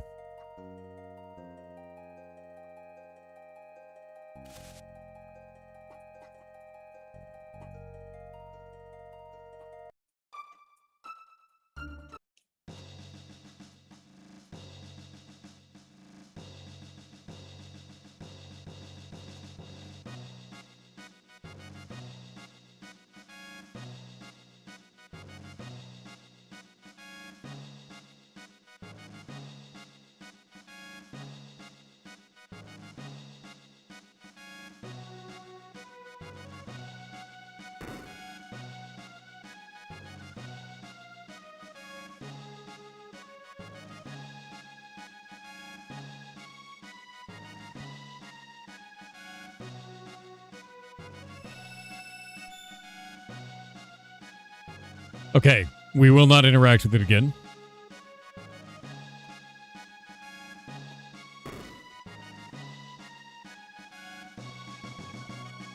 So I need to get one in the inn in the village. I need to get one in the left side tower of the castle.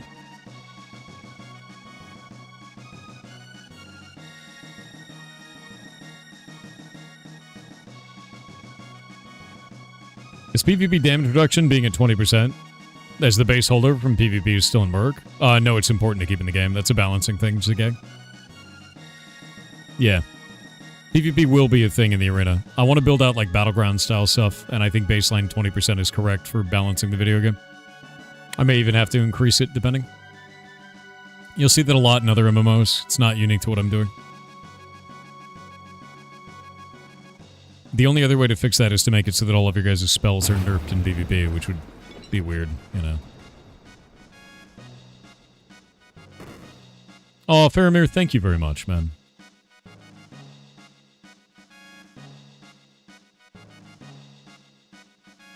Okay, we already went into this one. You looking forward to any MMOs coming out? I'm looking forward to Project LLL, which is now known as Cinder City, so I've been following that for years. I'm looking forward to The Cube, which is by the people who made, that was called Atomic Heart, which is kind of insane. I think these are the two big ones for me right now. So complicated, who knows when we're done. The chef's experimenting on a great dish. A great dish needs a name. Wait, where is he? Where? Yeah, Guild Wars 3 is a really big one for me. I'm really hoping it kicks ass. Like, I'm really hoping it does. Because I love Guild Wars 2, and I loved Guild Wars 1. You saved the day! I just cooked. I'm whipping up a victory meal, something real fancy. We destroyed Magus' troops, and we owed it all to butts! Alright.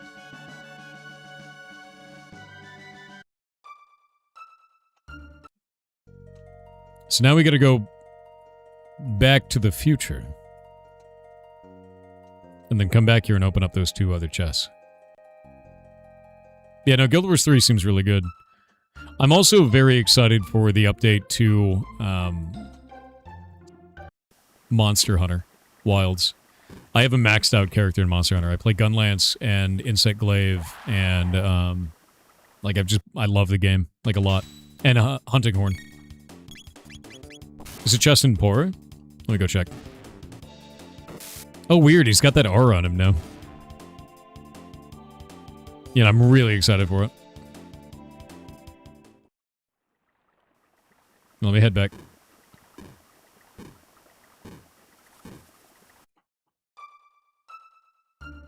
Because we checked all of this. Wait.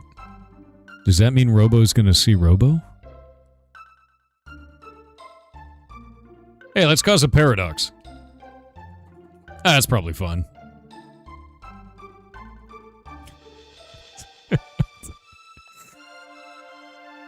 Oh? No, there isn't one in here. Unless it's in the rest of the town.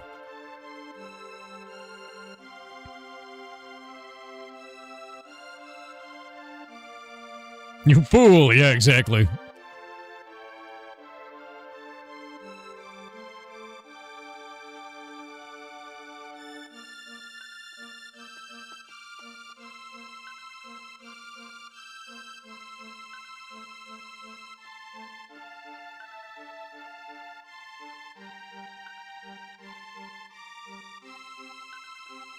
Oh?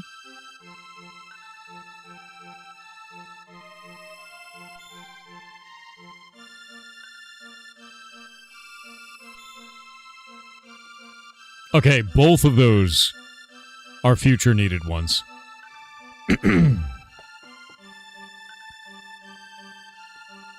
And we gave... He's got his little hat on. Look at him go, dude.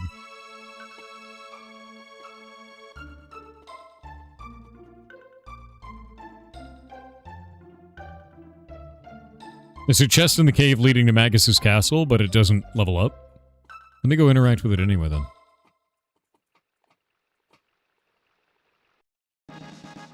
Yeah, that one just opened. Okay, so now we know the other ones level up. Got it. What's a magic ring do? +6 magic. Jesus. I guess, you know, put the magic ring in the magic cave, right? Kinda makes sense. Red_VT on Kick said the Diploptera punctata, aka the Pacific beetle cockroach, also produces a milk-like substance that it's been studied for a while as a superfood. That means beetle cheese is real. Like that film where they say the name 3 times. I hate it. I hate it. Also, he's a scarecrow now.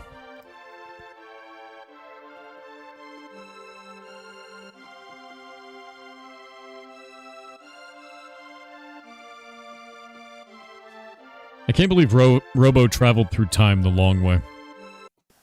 Wild.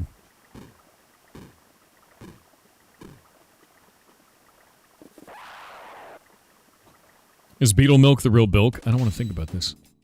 That's horrifying. All of this is horrible. Damn.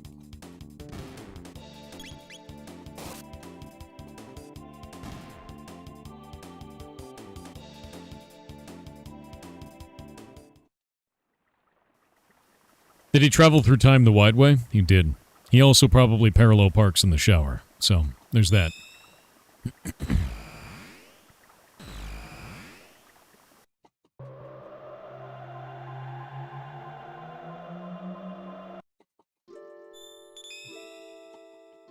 Ashes of Stephen Sharif's loans on Twitch with 300 bits said the game series Destiny was birthed, had a sequel and was sunset in the time between GTA 5 and 6.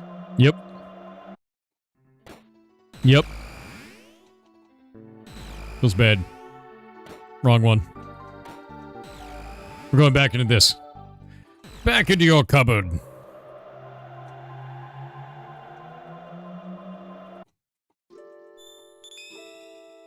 How do you parallel park in the shower? This guy doesn't know how to parallel park in the shower.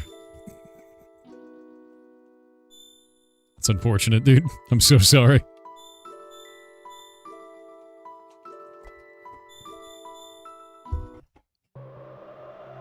Yo, GTA 6 turns out to be shit. I don't hope it turns out to be shit. I just don't think $80 is a price that I'll buy any video game at. Ever. You know? And for those of you who do like it, I hope it's the best game you ever played. You know? I hope that you get your money's worth, for sure.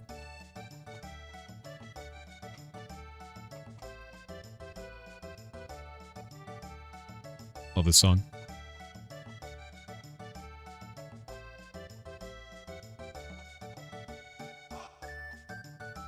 Dude, we haven't even gotten to the mid-game. You know that? This isn't even mid-game.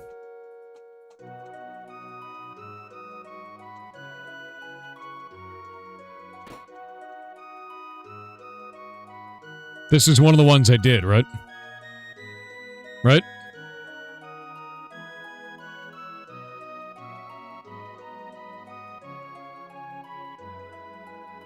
Is it not one of the ones I did?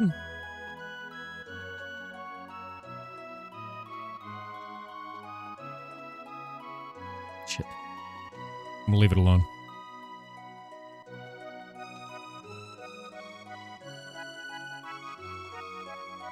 I thought I did do this one. No, because I did one. Yeah, I did the inn in 600 AD. No, I totally did. It just moves. Yeah, it's the same chest. Alright, we're good.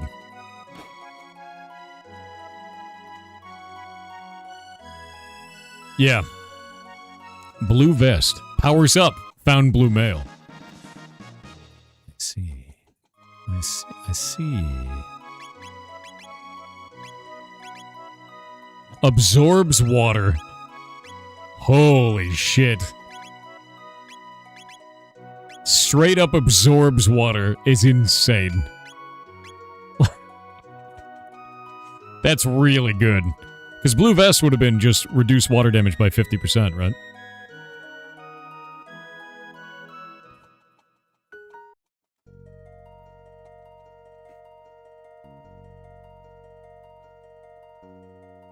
Probably a negate on that one. Takes all your hydration. It's true. Slarduk on Twitch with 300 bits said yar cheer 100 yar cheer 100 yar cheer 100. Hello there, Mr. 7. I have 2-part TTS for you, if that is okay. To start Sure. with, I can't remember who it was from the chat, but I was recommended this really cool puzzle game called The House of Da Vinci, and I finally played it recently. Someone gave Thanks, me that game. person from the chat. It was a good game, and I recommend it, whilst it's on mad discount, although controls might be janky. Skip I was the link, gifted that. https:// I was gifted that game, and what? Oh, I have to bring her. I forgot. I was gifted that game, and I need to play it on stream at some point.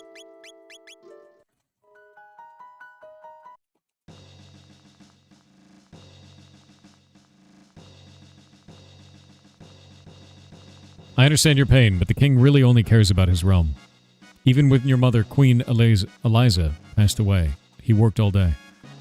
No one could do that. It's inhuman. Oh, child, it's ancient history now. Tell me more. This may be difficult. Queen Eliza's condition suddenly changed for the worse. She desperately wanted to see the king one last time, but he couldn't find the time to drop by. Said he had some work to do. But knowing nothing about death, you waited faithfully by your mother's side. Eliza passed away in sorrow. It's as if the king indirectly killed her. Such a shame. But what do I know? There are reasons for everything, right, dear? Now so glad to see you back again. Please go and visit the king.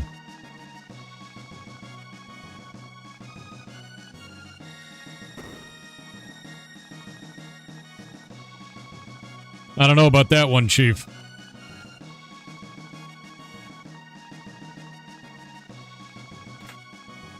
Yeah, worm tongue guy, dude. 100%. Red mail.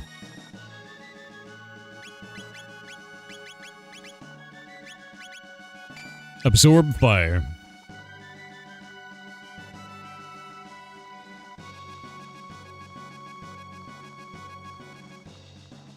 Hey, man. What do you want? I'm not giving in to your demands. It's your fault for leaving the castle and letting these hoodlums in here. Might as well beg for bread on the street corner. Dude, maybe he wasn't worm-tonguing. Stop it. They're my friends. They're disgrace to this family. Father, you care more about your country than me or Mother. You killed Mother. Get out of here this instant. I never want to see your face again. Good riddance. Look at that face, dude.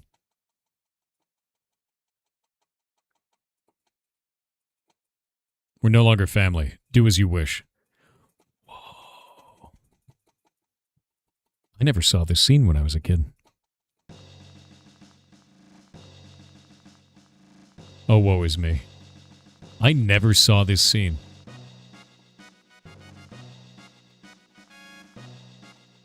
I don't remember this at all, man.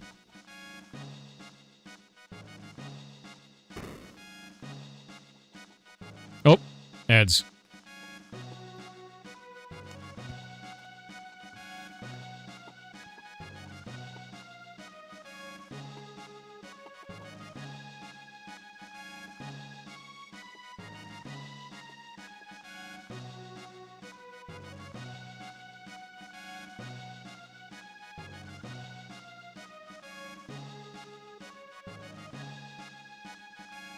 King lost his pants? He did. Slarduk on Twitch with 300 bits said yar cheer 100 yar cheer 100 yar cheer 100 part 2 of the TTS message. Whilst I was playing The House of Da Vinci, that reminded me of another game which was released relatively recently, called Boxes, Lost Fragments, and it's a 3D boxes that are interactive puzzles. Looks awesome. Thank you for your time and keep being awesome. Skip the link, https://store.steampowered.com/app/20198110.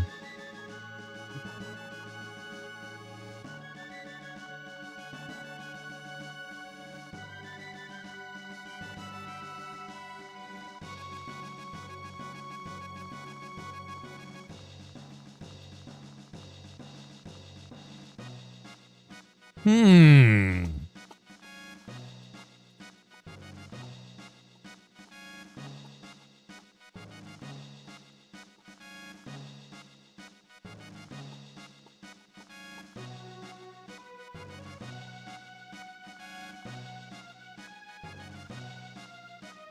Boxes, lost fragments, I don't know.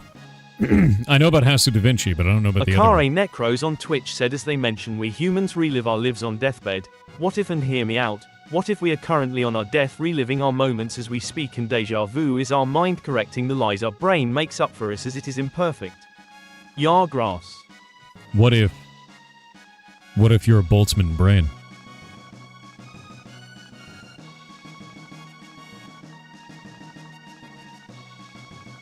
I've got nothing to say. Oh, did I lock myself out from getting that chest? Oh, never mind. Get owned.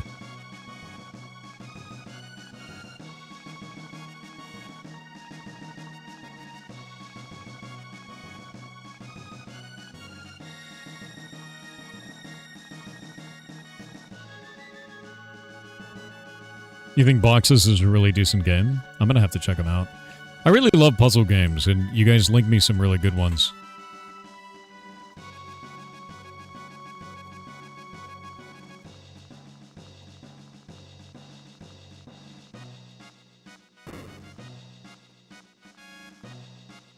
Wait, I can get the boxes in 1,000 and then go back and get them in 600 again and double dip?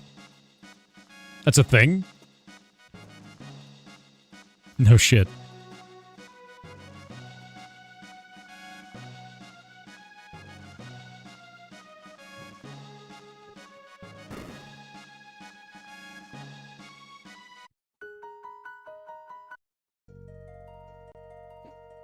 The room that definitely inspired boxes. I'll have to check it out.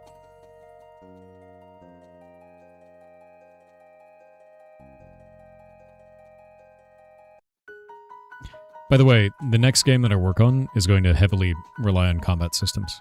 I really don't want to build a narrative game again. I want to build something that's more statistically driven, you know? Random battles, monster collecting, that kind of a thing. I'm really down for it. Oh yeah, both of these upgrade, don't they? These ones. Oh, they moved. White mail. Blackmail. I can't believe I just got blackmail. Who's it on? Absorbs shadow and lightning? Ooh, absorbs lightning is nuts.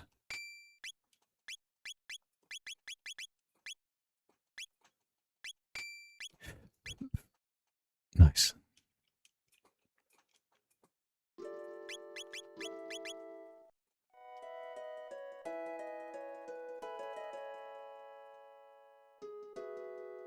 Wait, this guy's the mayor. Why is blackmail in the mayor's house? What's he hiding?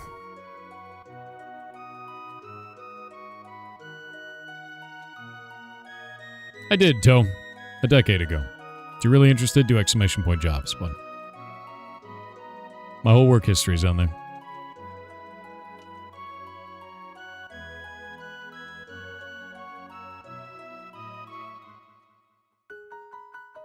The mayor also says chat is right. No. That is the mayor of Catherby. Different mayor. That mayor, that blackmail is like 400 years old. I bet it's still useful, you know?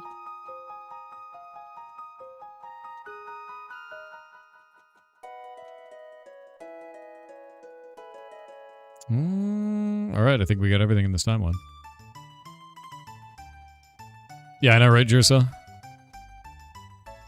Your dirt from 400 years ago? Sometimes you need 400-year-old dirt, dude. You know?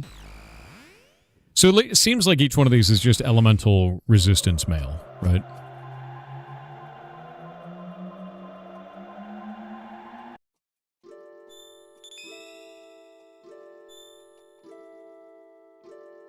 The cave, you can't get to it in 1000 AD.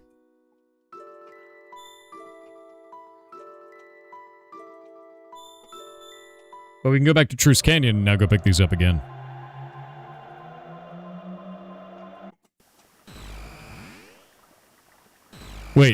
Do these boxes also exist in 12,000 BC?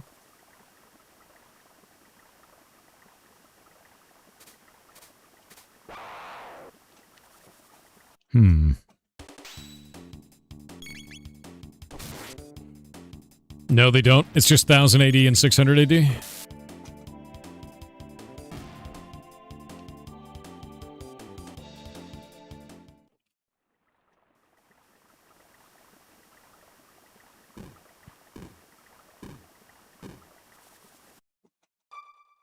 Yeah, Zeal is the earliest. Okay, that makes sense. Now we can reopen this one. I'm really glad that we stole from the future so that we could go back and steal from the past as well. Wait.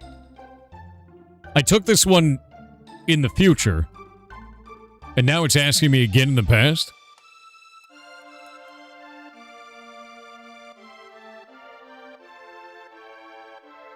It's a time heist. Loot paradox.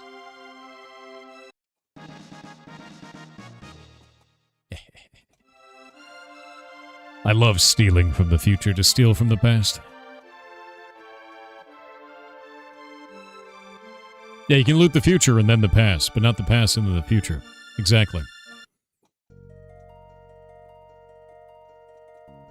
Basically, chat, what it comes down to is, I love stealing. Yeah. Love theft. It's a great time stealing from the past and the future. Simultaneously. Stealing from orphans? There were no orphans involved that we know of. I don't see Batman happening, right? You know?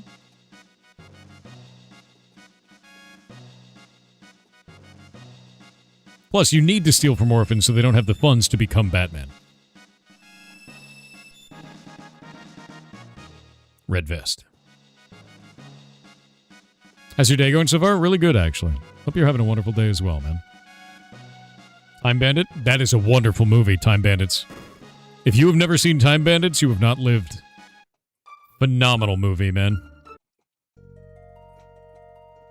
You've been playing Diablo 4? on Twitch said tomorrow is the last Sunday of the month. The last Sunday of the month is for cleaning keyboards. Clean your keyboards, goblins. I dump Also, it out. happy Pride. Yeah, I dump it out every time I clean it. And yeah, I will be playing Diablo 4. I see they nerfed my spin-to-win barbarian build that had been in there since launch, and I think it's probably because I made a short about it, and then they noticed. And they fixed the amulet. Because I detailed exactly what caused it to do the thing it was doing. And they killed it. So it's dead. And I'm sad now. And what I've learned from this is never tell anyone anything. Because it's my favorite build. And they killed it. Yeah. Very sad. The bastards. They could have just balanced it. Yeah, they made it so that you can't get the damage reduction that I have on my barbarian, which is sad because it's such a cool build. You know, you turn into a, yeah, I don't know, a blender, right? You keep getting ants in your keyboard? That sounds like a skill issue. Maybe you should clean your keyboard. Yeah, if you're wondering what it was, there's a mythic amulet, and it does damage reduction on your character. What they don't tell you on the item is that the lower your max health is, the higher the damage reduction is. So I had like 30,000 toughness and was unkillable in Torment 12. So they fixed it, and I'm very sad. But I got a short out about it, and it was cool. And we got to go through the whole season doing it, and then they fixed it. Yeah, they nerfed the amulet specifically. It doesn't do that anymore. I love that amulet. So much fun.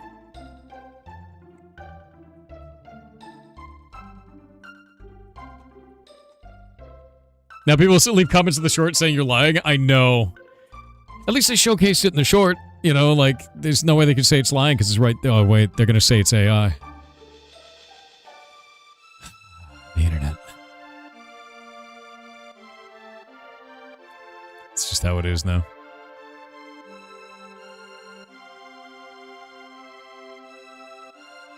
They would be correct, you are AI. I'm not AI, I'm a real person that's really...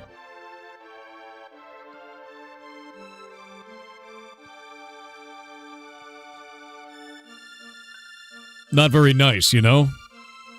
Every day you come in here saying that shit. It's outrageous. Can't believe it, man. Why are you all laughing? How dare you? Why does this game's name sound familiar? Because it's iconic as shit and like 30 years old? This is Chrono Trigger, yes. We are traveling through time right now. I am going to the future to steal from the future so that the chest is still there in the past, and then I'm going back to the past and then stealing from the past as well. If you do it in the reverse order, you can't. Double theft. There's nothing better than stealing the same thing twice through time travel.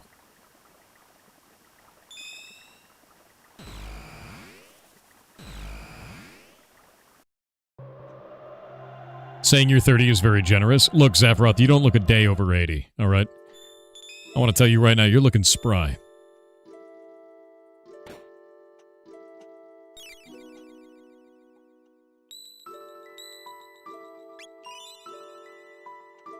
Alright. Oh. Oh, chat. It's 12:10. Krasmedic on Twitch said, "Thor, how does it feel to be stuck in a loot time loop?" Oh, I love it. It's the best. I love looting throughout history. It's great.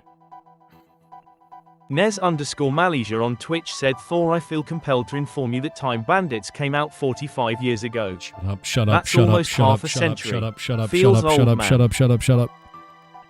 That is upsetting. Oh, the babies are out. The ferret stream. We're gonna go raid the ferrets.